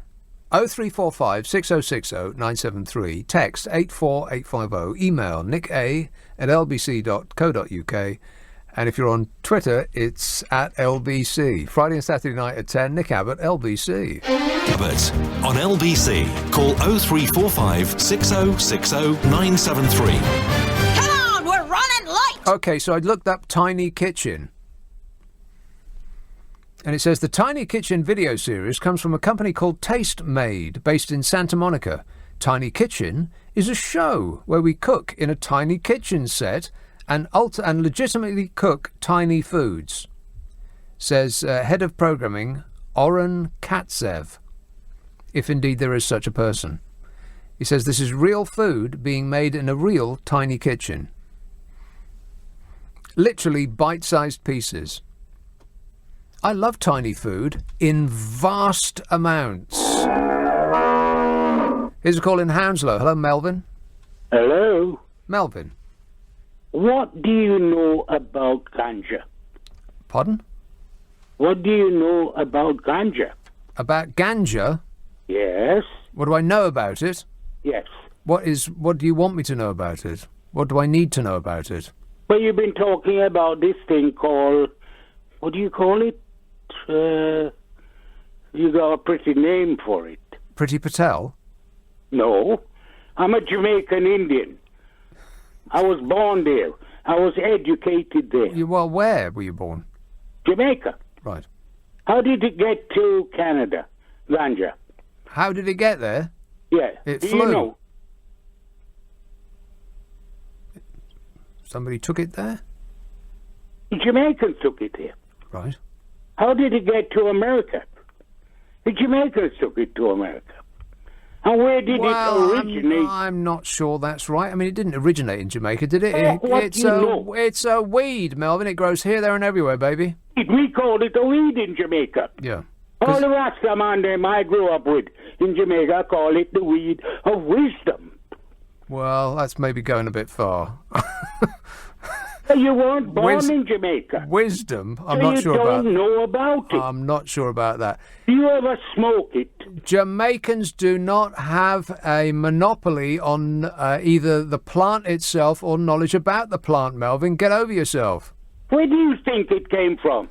Into America and Canada. You think it wasn't just growing? And that's like saying, where do trees come from? Came from India. They grow everywhere, Melvin. No, it doesn't. Shut up if you don't know what you're talking about. Talk about history. They're right back at you. Marijuana only grows in Jamaica, apart from when Jamaicans take it to somewhere else. Up together. When I knew him, my uncle had the largest bicycle business on Spanish Town Road. You can do your research. I will not do my research. Okay? My uncle had employed a white man called... What was his name? He was a presenter. Yeah, what was his name? Think. Was it Jamaica Jeff? Broadcasting Company. Yeah, but what was the name? And Austin. Who? Your research. Okay? No, it's not okay. Listening to you people, and you don't know what you're talking about. People? What do you mean by people? That sounds borderline borderline racist to me, Melvin. What do you mean by people? I didn't grow up in Jamaica with racism. The only time I heard it when I came to this country, and that was in the 70s. It wasn't in the 60s. Okay, get it. Well, you should have been here in the 60s. Oh, the stuff. I was here in the 60s. I thought you just said you were here in the 70s. No, I didn't. That wasn't you? I'm deaf or something. It sounded like you. Listen, my friend. Bob Marley and I grew up together. Yeah, I very much doubt that. Okay, you doubt it. I know his father, Mr. Marley. Yeah. My uncle had the largest bicycle business in Spanish Town. His father was called. Research. Well, Cycles. his father was called Mr. Marley. Wow, Well, that's proof positive. When we grow up in Jamaica, we call everybody who's older than us Mr. Yeah, 'cause you know his name, so you got me convinced. You got to be convinced, because I'm telling you the truth. Yeah, no doubt. Why don't you do your research? Because I refuse to do my research. Ask the Jamaican Broadcasting Company. Did Brian Austin was a presenter there. What was his name? Brian the Radio Lion. Brian Austin. He's that Australian bloke who used to annoy animals for a living. What's the matter with you? Where you come from? What planet are you living on? See, now that's speciesist. It's a very offensive call. No, it's not. You see, when people tell you the truth, it's offensive. Yeah, mostly. Because you don't want to listen. No, well, I don't want to learn. More to the point. Learn, man. No, I will learn. not learn. No, I'm up to my eyeballs with learning. So you didn't know what ganja was? I don't need no education. Ask the Rastaman them in Jamaica what ganja is. And they'll tell you. Well, I have a question for you, Melvin. What? What is ganja? Ganja is a weed. I know that. We've been over that already. And what you call the pretty name you gave it. Yeah, Pretty Patel. No. Who's Patel? I don't know her. Or who she's. Oh. Or is she he or he? She or he? She's a lovely lady. I'll introduce you sometime. You two get on like a house on fire. From India. Came to Jamaica. The Rastaman then got hold of it and they start roll it like a big Churchill cigar and smoke it. Yeah. That's probably their first mistake. You don't want to do that. Don't put anything in your mouth and set fire to it, Melvin. What? Big mistake. Huge. When I went into the yard to collect rent. To the where? In the Rastaman yard in village. Ask any Jamaican where village is. They say, Mel, pull up a stump. And do you want to... Pull up a stump? I said, no, I don't use the stump. Pull up a stump? Yeah, dead armchair. Right. A stump is a piece of a block of wood. Yeah, no doubt. Stump. That's what they call it, a stump. Yeah, because it's a stump, yeah. I used to laugh. I don't use this stuff. But you see, you can actually fashion a chair out of a stump. I mean, that's what they make chairs out of. Stumps. It was like in the 60s in this country. Yeah, the 60s, yeah. I remember... When we had fog in this country. Oh, things were so great in the 60s, weren't they? Hey? Can you remember back that far? Well, I came in 1960. As a 17-year-old. Yeah, that wasn't my question, though. Can you remember back that far? Is there anything that's fogging your memory by any chance, Melvin? Listen, man, I Just lived curious. Here from the 60s. I played cricket from here to Wales and back. Yeah. My cousin played for Middlesex and for Notts on the Sir Garfield Service. Wow, the stuff that you've seen. Tell me what I know. The stuff that you've made up that you've seen. It's what a life you're pretending to have had. I walked City Kingston as a training sales rep. Do your research. You keep asking me to do my research. My position on that is clear. I will not do my research. Why? Because you don't want to hear the truth? Yeah, exactly. Or do you want I to can't handle the truth. Okay, thanks, Melvin.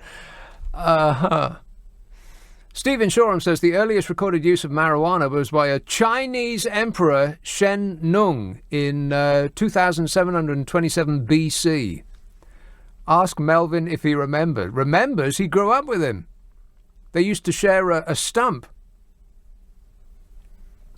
Now, what might happen between now and next Friday at 10 o'clock? Well, it just blows my mind. Like that last guy.